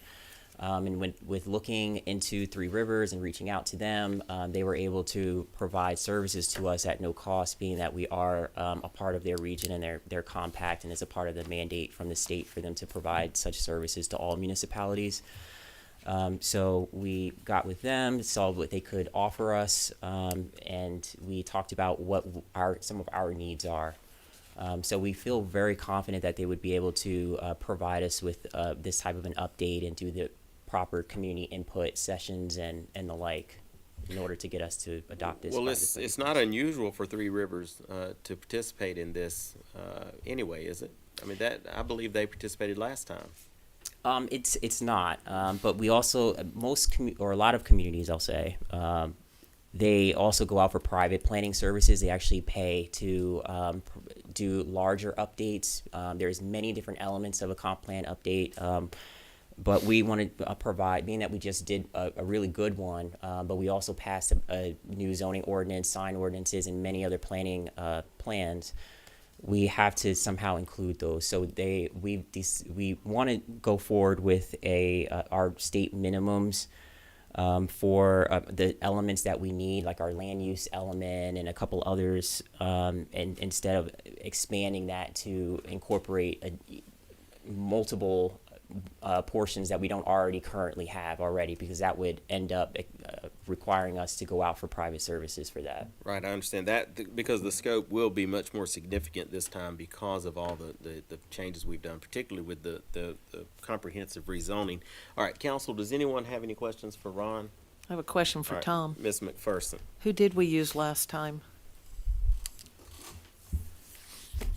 We used Wood, didn't we? I believe Ron Huffman and Lee, Lee something. What was Lee's last name? Anyway, Wood was the name, and before that it was some group of letters, and they got bought right in that time, I think. Oh, I remember Ron Huffman being involved. So our main reason is it can be included, it's not costly to us, and because we're doing a more expansive update, if we were to even do it the other way, it would have cost a lot more if we went privately. Is that what I'm understanding? We're not doing a full rewrite this time. We did the big one last So time. you felt like we needed that private entity maybe for what we were doing then? Last time. Because of but the not this time. extensiveness. Okay, that's clear. And All right, there's got a it. difference, is we got Ron and Chris here now, Okay, all right, right? understand. I mean, and Okay. we've done a bunch of planning, Okay, got it. right? All right, anybody else? Okay, so, the motion is going to be, to agree to a partnering with Three Rivers, Regional Commission. Is there any objection to making this consent number 8? All right. Hearing none, let's go to C4. Is that all for you, Ron? Do you have anything else? Don't have anything else, but I would just like to add one Okay. small thing to Go that ahead. item. We will, at the next council meeting, I will be coming back with a similar item just for a public hearing that's required by the state to announce that we're kicking off our comprehensive plan process, but it just has to be done after the agreement is signed at a separate meeting. So, in a public notice and all of that. So I'll be bringing this All right. back next time. Thank Can't you. wait. Thank you. Okay, C4, Vplex Pavilion. Nick. Hey, good afternoon. This item is a budgeted item in reference to the Vplex Pavilion project. The city budgeted $30,000 to have a shelter pavilion built at the Vplex on a current concrete slab that's already existing. We will have to cut the slab to put in footings. We put out the RFP, the request for proposals, to on the city website, and I sent it to a few local contractors, and the lowest qualifying bid was about $22,000 over our current budget. So we talked about it in a staff meeting, and I brought all the bids, and I reached out to a company that actually, the contractor that built the splash pad purchased the pavilion over at Gold Dust from this company. So I requested a quote for the kit and the hardware, and it also came with engineering specs. And that quote would be, or the price would be $21,640 if we buy the hardware as well. So what I'd like to do is buy this kit in-house, and then the 5 bids that came in, I'd like to reach out to them and give them the opportunity to bid on just the installation of our kit. And I believe that we can get really close to our current budget that way.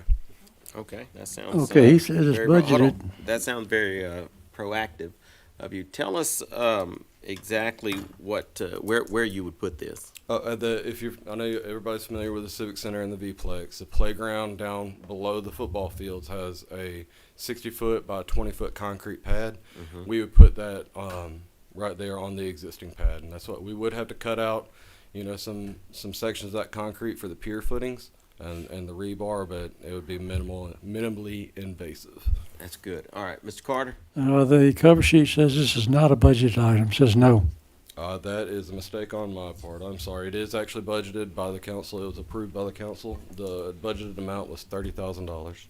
Would you update that on the cover sheet? Yes, sir. Oh, All right. Anybody else have any questions? Ms. McPherson. Nick, weren't we going to do this way back at some time, but maybe it got cut? I'd think swear that were looking to do this a long time ago. I don't think it's ever formally submitted into the budget request, but it has been spoken about a few times. Okay. All right. Anybody else? All right. Is there any objection to making this consent number 9?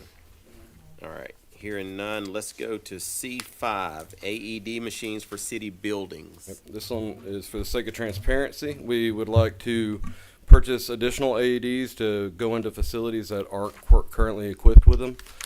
There's 9 total facilities that the staff sees fit to be equipped with these automated external defibrillators.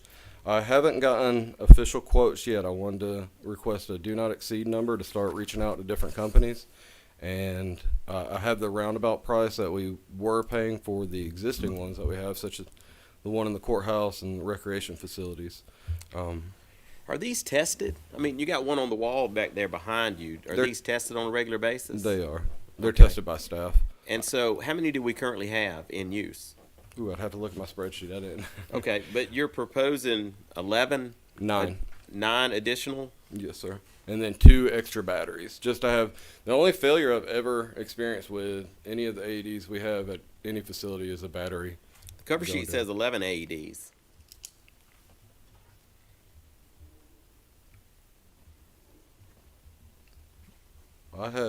I must have updated it and not sent it to Teresa. Originally, I wanted to purchase 11 so Well, that we can would you have do- are 2 you for gonna- spares. So if you wanted a not to exceed of 18.5 for 11, I'm assuming that a not to exceed for 9 is sufficient. Yeah, that would be sufficient. I mean, it'd have to be. How would it not be? All right. So, do you want that changed to 9? Or? Yes, sir. We would only like to purchase 9. Okay. So you're only going to do 9. Yes, sir. All right. Okay. Council, any questions? No, I think these are probably necessary. It They makes are. good sense that we would be looking forward like this. Okay. So Teresa can update the cover sheet, but you're going down. You're not going up. So I don't see any issues with it. Is any objection to making this consent number 10? All right. Let's move on to B6, the North Plant Water Plant Gate Project. Okay. That's a weird sentence. All right, go ahead, Nick. The North Wastewater Plant Gate Project. Yeah, I've kind of drawn that out a little bit. This is also a budgeted item that was put out for bid on the city's website, and also multiple fencing contractors that we've done business with, and also that we found good reviews on that are pretty local. Reached out to multiple companies and I only received two bids. They're similar in price, but they bid on the same scope. So staff would like to request the engagement of Gotcha Security to provide a 27-foot automatic gate for the north plant in Mirror Lake. This gate would be similar to the one that's currently at our west plant. And currently, what is currently there? A really rickety old chain link fence that's probably has to be more than 20 years old. You want to talk at all about why we? Well, it ought to be a little bit self-explanatory why we need a gate over there and an operating gate. But you want to talk about some of the reasons why we have found it necessary to put in an automatic gate, or just well, replace the current gate. Just a gate that works. The gate we have right now, it is I would say fairly hazardous to operate for staff members. It has fallen off its track a few times. I've reported out there and tried to repair this as best I could. And so I know John has budgeted for upgrades at the North Plant, and this was definitely a hot ticket item to get. Have we ever had anything stolen from out there? I can't answer that in honesty. Yes.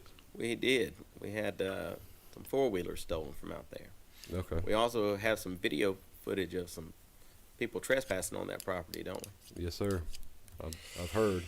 You've heard? You haven't seen it? I heard, but I haven't seen it. Yes, sir. Well, that's good because it's X-rated. All right.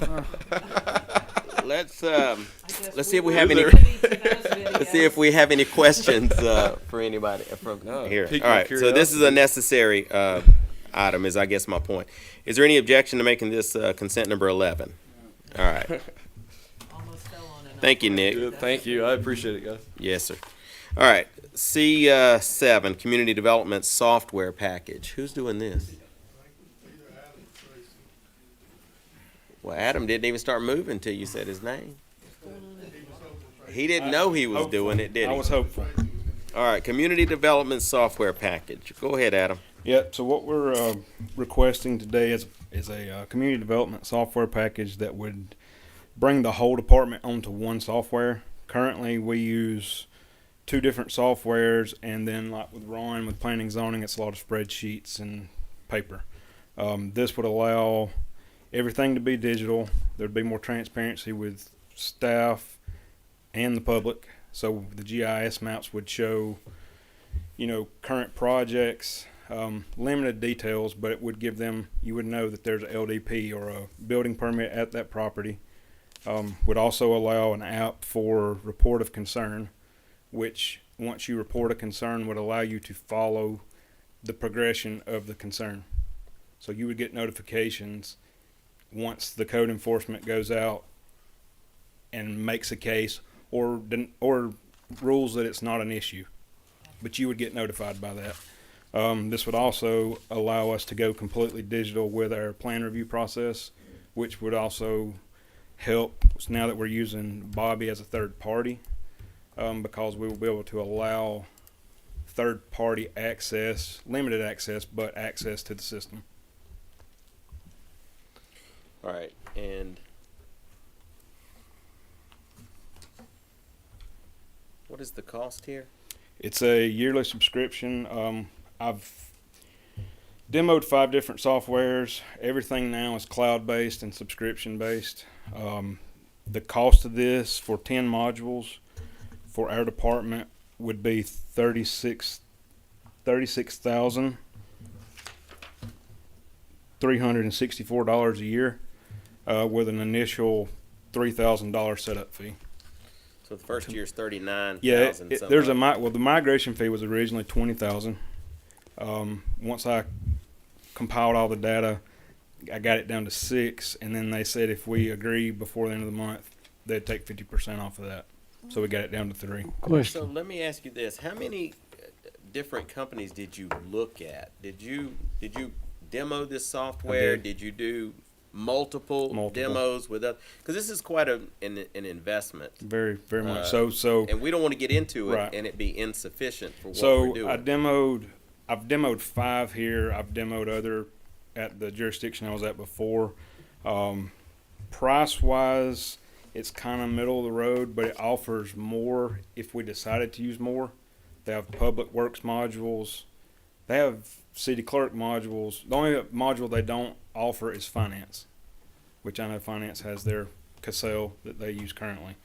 But it would make more clarity between staff also to know where things, because not having a digital way to tie things together, it's hard to see that there's a business license at this property. So that comes into play when Ron's trying to reach out, rezoning and things like that. No, I get the idea of going digital Yeah. and being able to have a comprehensive Right. I'm just Making sure we did our homework. Well, okay. I understand. That's a way to look at it. But also, each time that these guys have brought us some new accounting software or some new, civic clerk or clerk type software, they've always Right. said they were expansive, that they would be able to have more modules that they Right. could do. I just want to make sure that there wasn't options within the Cassell or within Civic Plus or within any of the operations that we currently Right. use that you could have looked at or you did look at and determined that was going to be insufficient for what. So I did look into Cassell. I feel like on the community development side, they're a little dated. It's more just a database. This has a lot more interaction with the public, apps, and it's a little more user friendly. I think anybody that's used Cassell can agree that it's not the most user friendly. But we did. Well, I don't know. Sarah seems to like it a lot. Maybe she reads it differently than we do. Well, I'm a worker bee.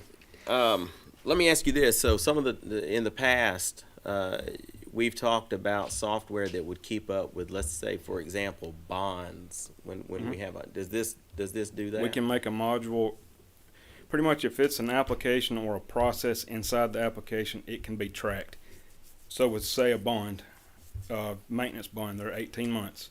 You can set an 18-month reminder to go to whoever you would like inside the city to remind you, hey, you need to look at this bond, go do an inspection. it either needs to be released or some work needs to be done to release that. Okay. Yeah. All right, Mr. Carter. Okay, I noticed the motion, we're just approving the 39,364, but actually, you're asking us to approve $112,092 for a 3-year period. So, yeah, I actually, when I wrote the motion, I wrote the 39 for the first year and 36 for each additional year. It's paid on a yearly. You said 36 for the remaining 2 years, but that's actually 36 per year for the remaining 2 years. Right. Right. Yeah. Did I not write it that way? No, you didn't write it that Okay. way. And it Yeah, could be I read can rewrite that. either way. That's It not could an have been issue. more clear. Yeah. For sure. All right. Is that got you, Mr. Carter? Yeah. All right. Okay. Anybody else? Okay. All right. Well, as we move into this, using these modules in this new digital format, we know we're moving in the right direction. I just want to Right. make sure that we are Oh, looking at what we're doing across the city. Yeah. And the more of this stuff that can work together, the better off we're all going to be, because what do we always talk about? The loss of institutional knowledge. Well, these devices are supposed to help us to retain some of that. And by putting in some of the reminders and things like that, it goes to the office as opposed to a particular individual, though it might do both. But that way, even if the person holding the office changes, there's still something there to help keep us on track. So, all right, is there any objection to making this consent number 12? All right, hearing none. I can. So, the emotion here that will be consent number 12, if there's no objection, is I move to authorize the city manager to enter into a 3-year agreement with Gov Pilot for an amount of $39,364 for the first year and $36,364 for each of the remaining 2 years of the agreement. Okay, thank you, Adam. Okay. Let's go to, who's up next? Lena Taylor, D1, Diva 1, Supervisor Training through Georgia Municipal Association. Go ahead. Wait, are y'all leaving? I know, right? It's not exciting? You know, I am excited. I've got a few. Well, that's fine. We were going to do popcorn in a minute. Go ahead and go. and right before my presentation, I'm just kidding. I'm just kidding. I'm just messing. All right, go ahead.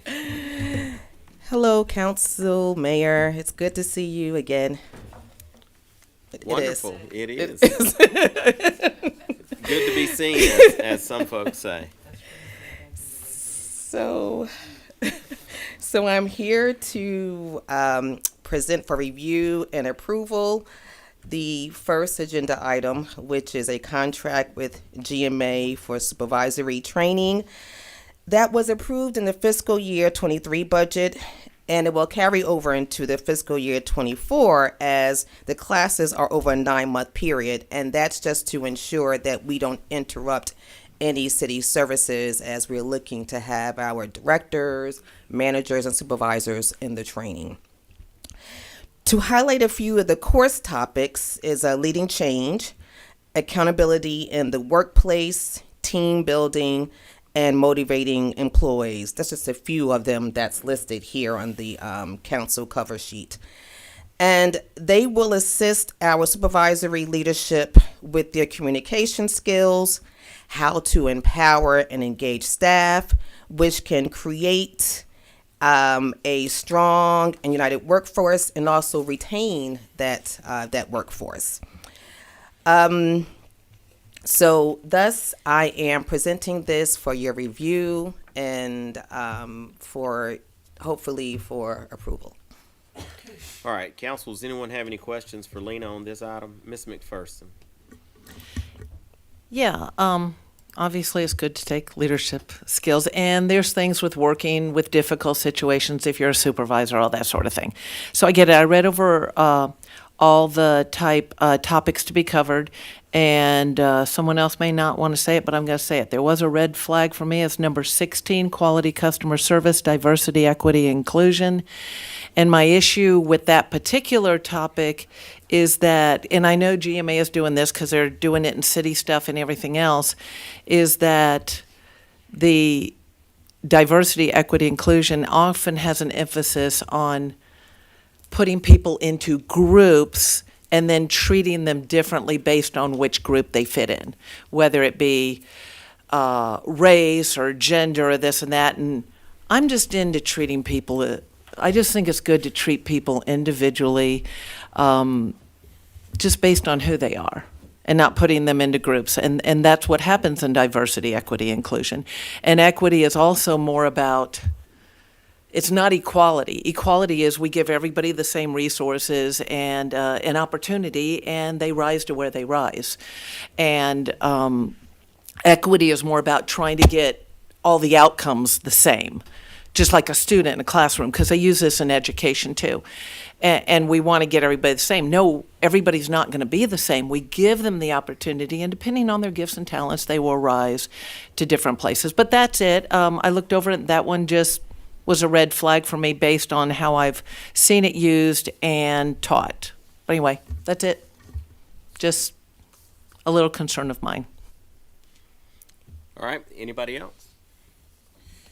Okay, so the motion here is to approve the cost of supervisory leadership training taught by GMA not to exceed $18,500. Is there any objection to making this consent number 13? All right, hearing none, I'm going to move on to D2. Selection of firm for classification and compensation study. Ms. Taylor?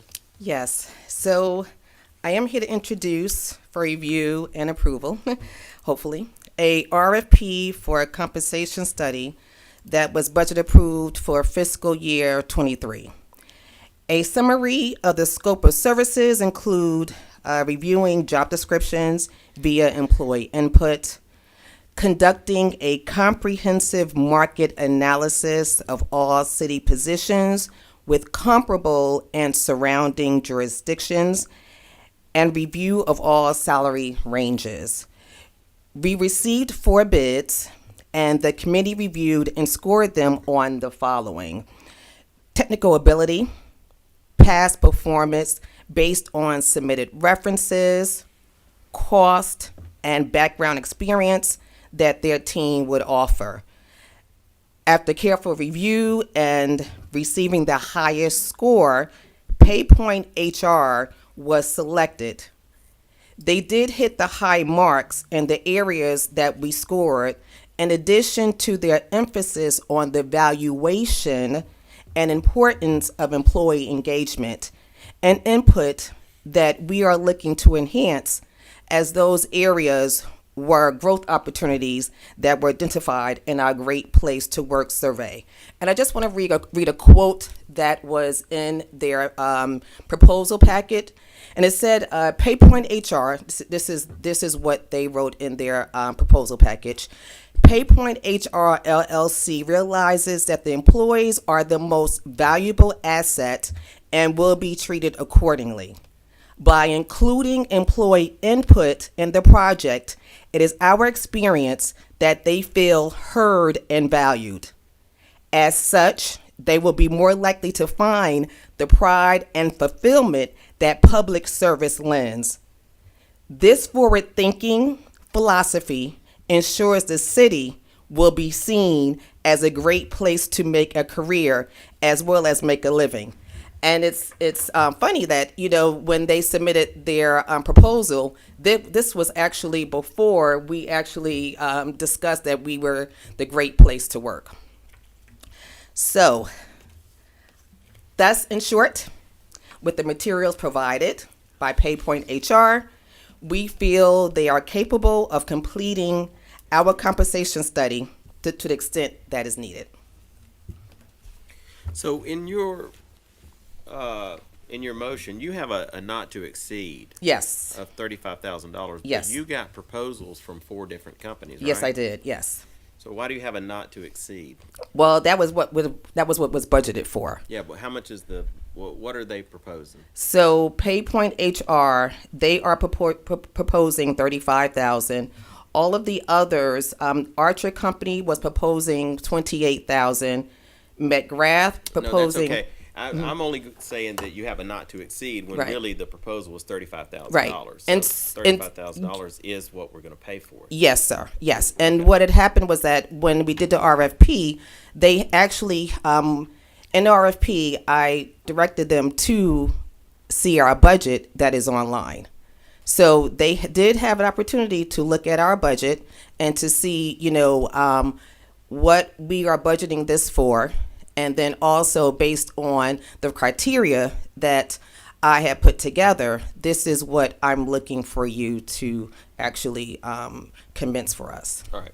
So you had a committee that looked at all of these four proposals. Yes. And you did not select the lowest proposal, which is fine by me as long as it's justified. Yes. So you had a committee, and then you scored each of these and what they would offer, and I guess what their background was, the experience maybe we had with the city, that kind of thing. Right. And this is who scored the highest, and Yes. that's why you're recommending Yes. that this be the company that we go for, because this pay study has been approved in the budget already. So Yes. this is a budget item, but the budget was for $35,000. Correct. These folks come in at $35,000. Yes, they do. Okay. And one of the main reasons why is that even though one of the companies did propose lower, we also looked at the overall totality of the proposal, how it was presented. Also, the fact that we looked at PayPoint, looks like they are SMEs, which are subject matter experts in HR, the ones that they offered that will be on the team. And also, too, just the fact that the way they spoke to us about engaging our employees. They're going to put together a survey where they're actually going to meet with our employees and have them fill out this survey, because that's what we want to have our employees understand, that, that you being a part of City of Villa Rica, that's what we value. We value what you bring to the table.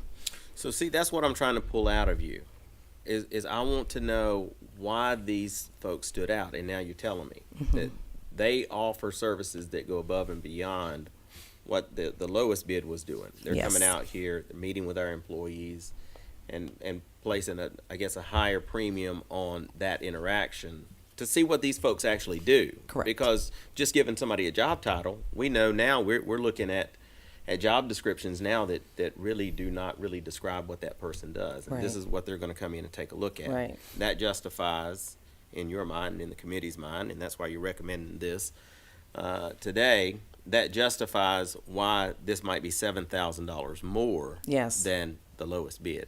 And not just speaking to these leadership, but also speaking to our support staff too. So they're going to reach out to all of our employees, Okay. 183 of our employees. Okay. Yes. That's what I'm after. All right, Council, Mr. Carter. Okay, what was the score of PayPoint HR? What was their score? Oh gosh. I can't. Team, do you recall? Y'all scored each one of them, so Yes. you have a score We did. for them. I thought I had put that up there. No scores in here. No scores were in And there. I'd like to know what the score was for the low bidder Okay. too, Archer. Okay. I can get that to you. Oh, well, no, that's actually the score sheet. We didn't actually give you the score for each one. It was just a sample. Mhm. Yeah. So does anybody have that readily available? No? No, but I do have that available. Okay. So I can get you that. Well, you just earned yourself a trip back up here tonight. Okay. Lucky you. So come back and see us tonight, okay? Okay. Thank you. You're welcome. All right, E1, Agreement for Entertainment Services, Tracy Ivy. And I don't mean any disrespect, I've got to go to the restroom, so I'm going to ask Ms. McPherson to do this. Good afternoon. Finally, it's a long one. Parks and Recreation will soon hold resume having our volunteer banquets, and we are asking for your approval for the entertainment services provided by Calman Productions. He is a celebrity hypnotist. I think he had did the entertainment once before, and the staff just raved about how just awesome it was. So we want to have him back again this year. So asking for your approval for that. Anybody have any questions in regards to the hypnotist? Wants to attend, take part? I'm going to hypnotize everybody and leave. Saw one of those Saw one of those recently perform at the same South Florida fair that I attended. One of those free show things they do and all. Yeah. So the employees Loved it. That's okay. So let me ask you this, because I did look through, the information and everything. Is just his cost alone the $5,800? It's where they line people up on the stage and the chairs and It's stuff. just and for things his like that. just for his part. Okay. And we got a really good deal, but we had an original entertainer that did not want our agree to our payment structure.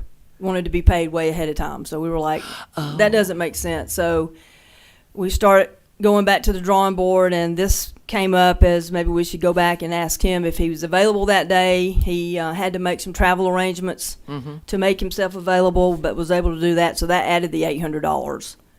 So the $5,000 is for the actual entertainment, and then the $800 is so we can actually get him here. Okay. And just one other question. I think I remember this. Is that for an hour? That's for an hour. Yeah.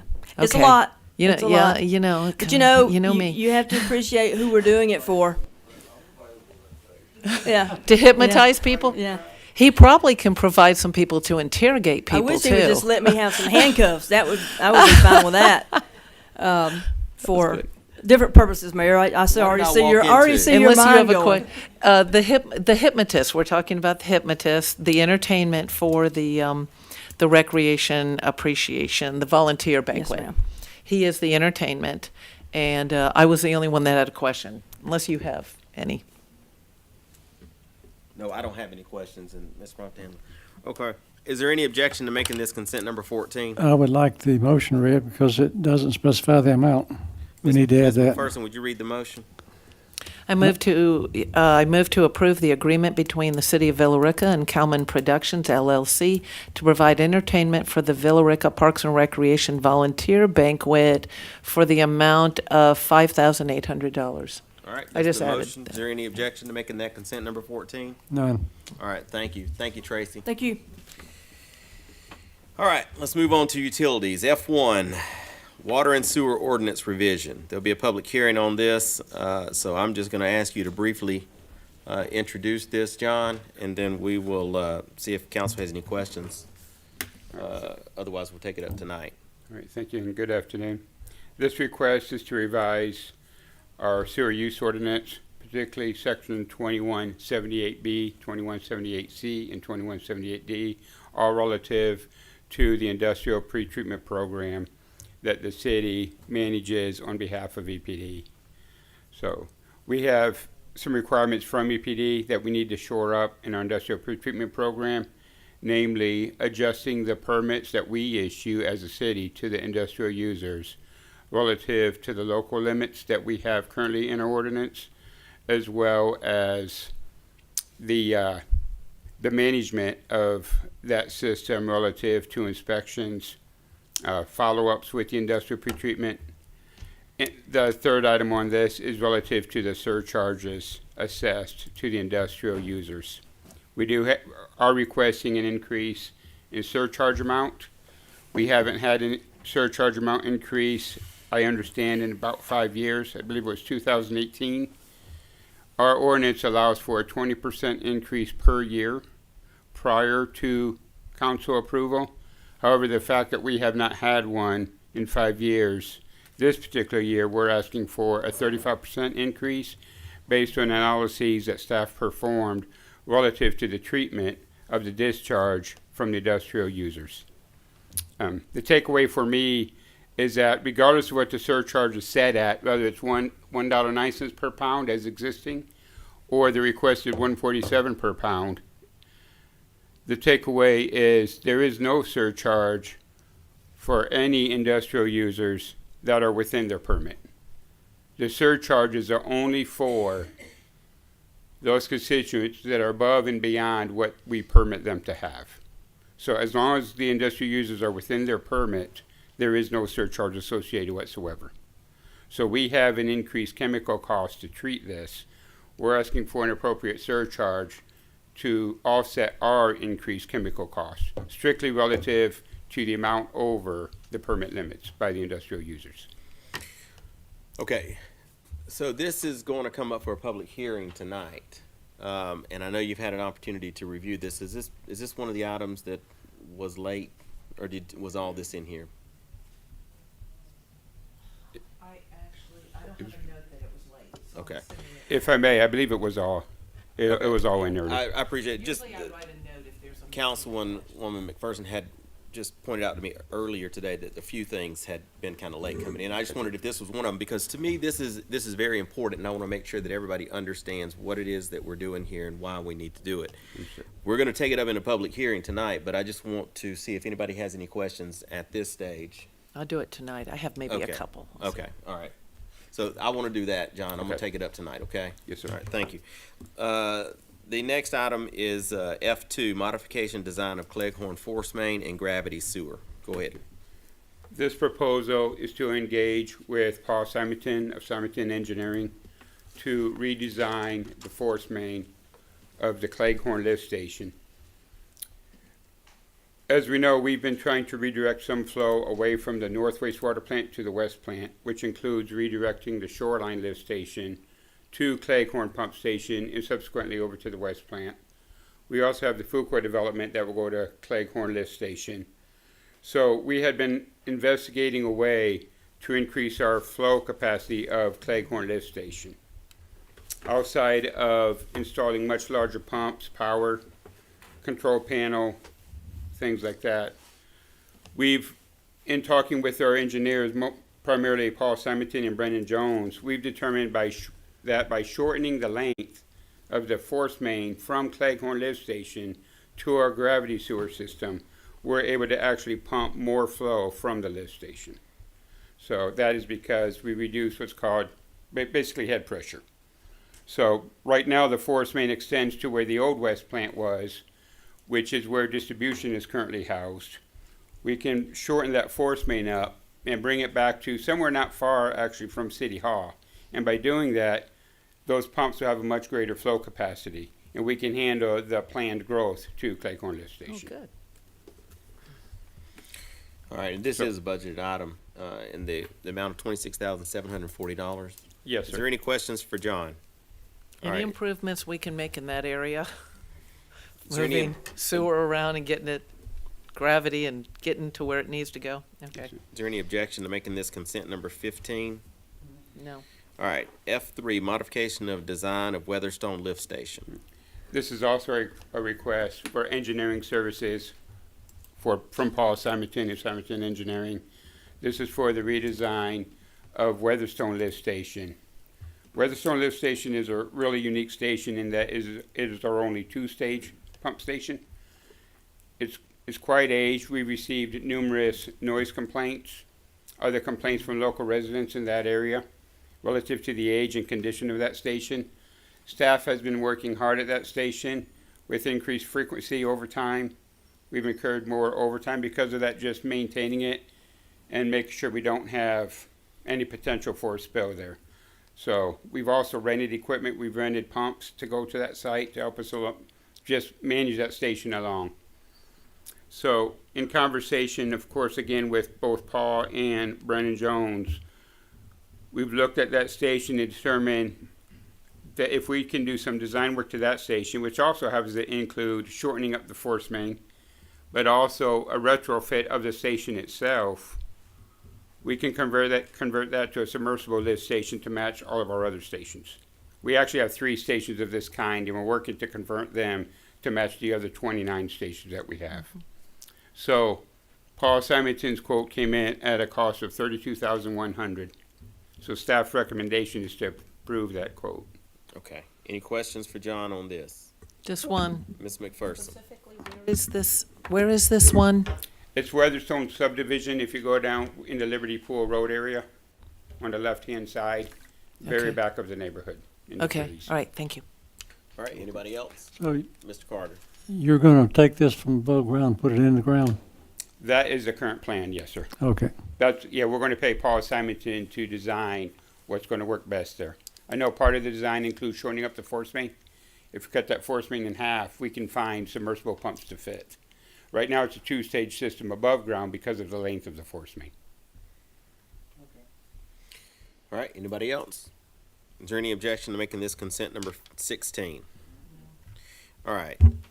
F4 ductile iron pipe purchase. John. Okay. As we all know, there have been really long delays in the purchasing of ductile iron pipe. We've gotten anywhere from 12 to 18 months in some cases for 10 and 12-inch ductile iron pipe. In a lot of cases, we've been told that we're not able to purchase it. So Tom and myself had been speaking with Matt Smith of Carter and Sloop, who does our water system modeling for us and helps us with design of the water system. And through conversations Matt has had with GFA, we have asked if we can go ahead and place an order for the ductile iron pipe now so that we have it for all the upcoming projects that we know are coming down the line.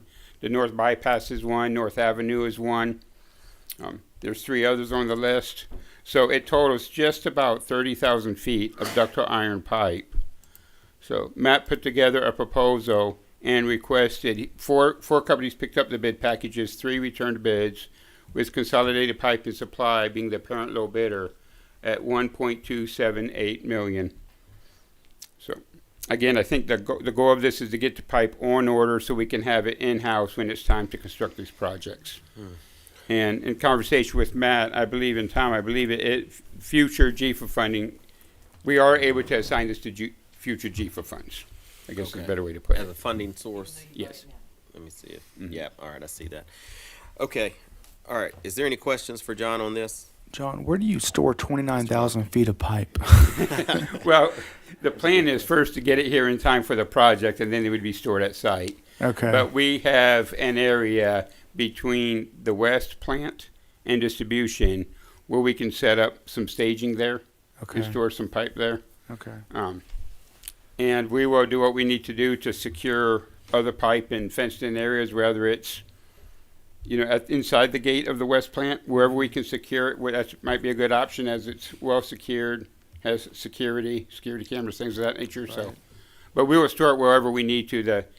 Our goal here is to get it on the way. Sure. Get it ordered on the way. Now, there has been some relaxing of the time constraints to get the pipe. We've noticed that of late, and we hope that continues, but we're not sure it will. It may turn back into 10 or 12 months or longer. Mm-hmm. We may be told we can't. There's been companies 6 months ago told us you can't get 12-inch pipe right now. We're not even placing orders for it. Not unlike with some of our company vehicles that we're hearing. So right now, it's available if we order it now. So we'd like to order it now so we have it on hand.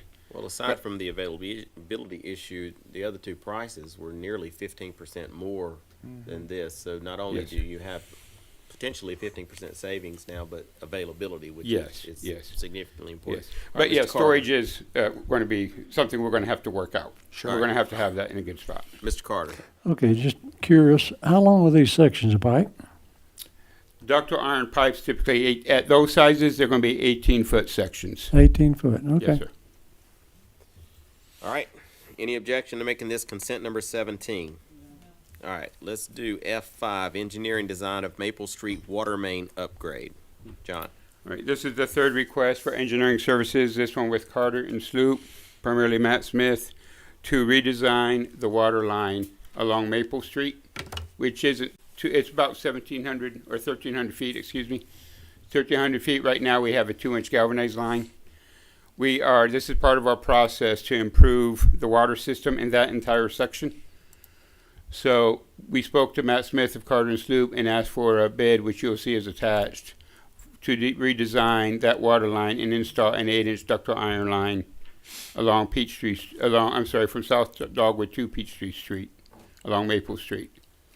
So his quote came in at a cost of $40,500. Now that's $40,500. If you look at the quote, also includes bidding and contract administration. So this should be the turnkey project for Carter and Sloop.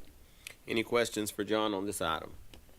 All right. Any objection to making this consent number 18? All right. Thank you, John. All right. Thank you. I'll see you tonight on water and sewer ordinance revision. Okay. Thank you.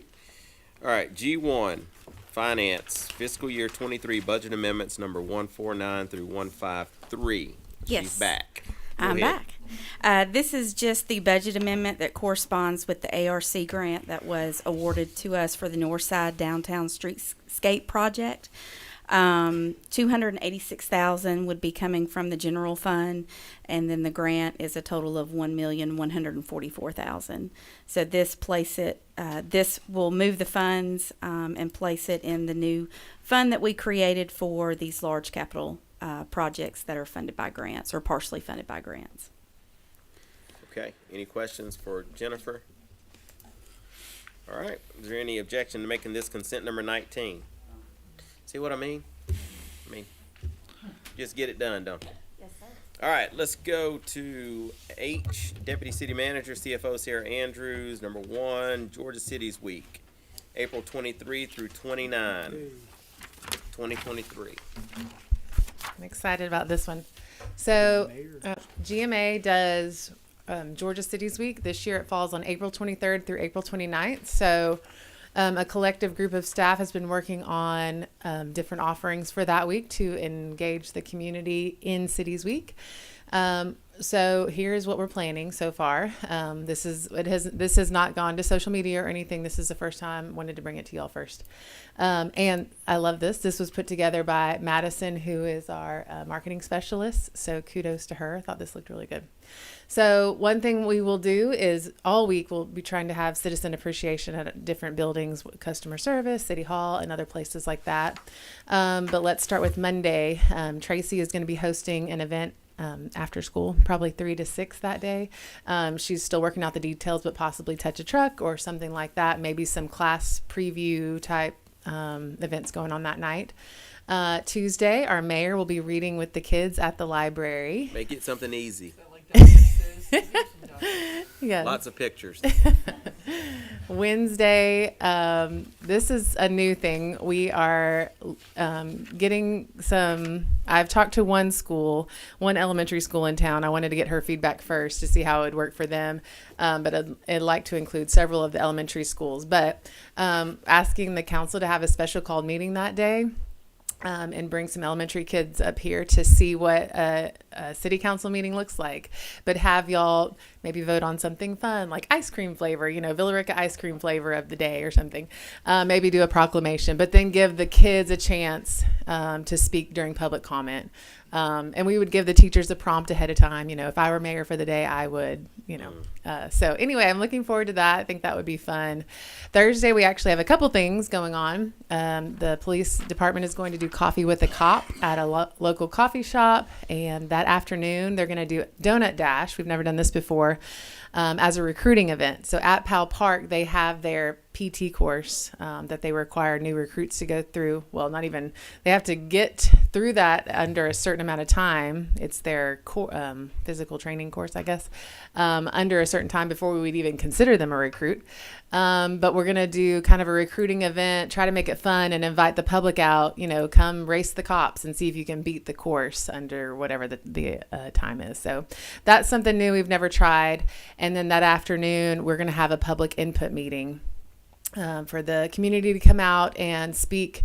Well, not really speak, but we're going to have stations set up at a series of public input meetings. One happens to fall this week, but like Ron spoke about the comprehensive master plan, we want to get the community's input on that. We have the rec master plan going on right now. We want the public to give us input on that. The branding through R&R, that has begun. We'd like the public input on that as well. So anyway, we'll have a kind of a room set up with tables. That one will be held at the library. We'll have more details on that coming out. And Friday of that week is actually Arbor Day.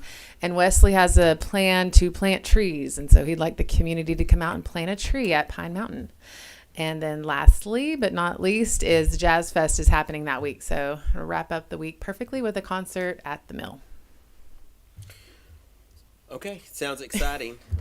Good work. I like this flyer a lot. I saw it earlier today. So I guess you're not asking for any action here, but at some point, maybe in the April meeting, you're going to need to ask for a special called meeting, I guess, on April the 25th.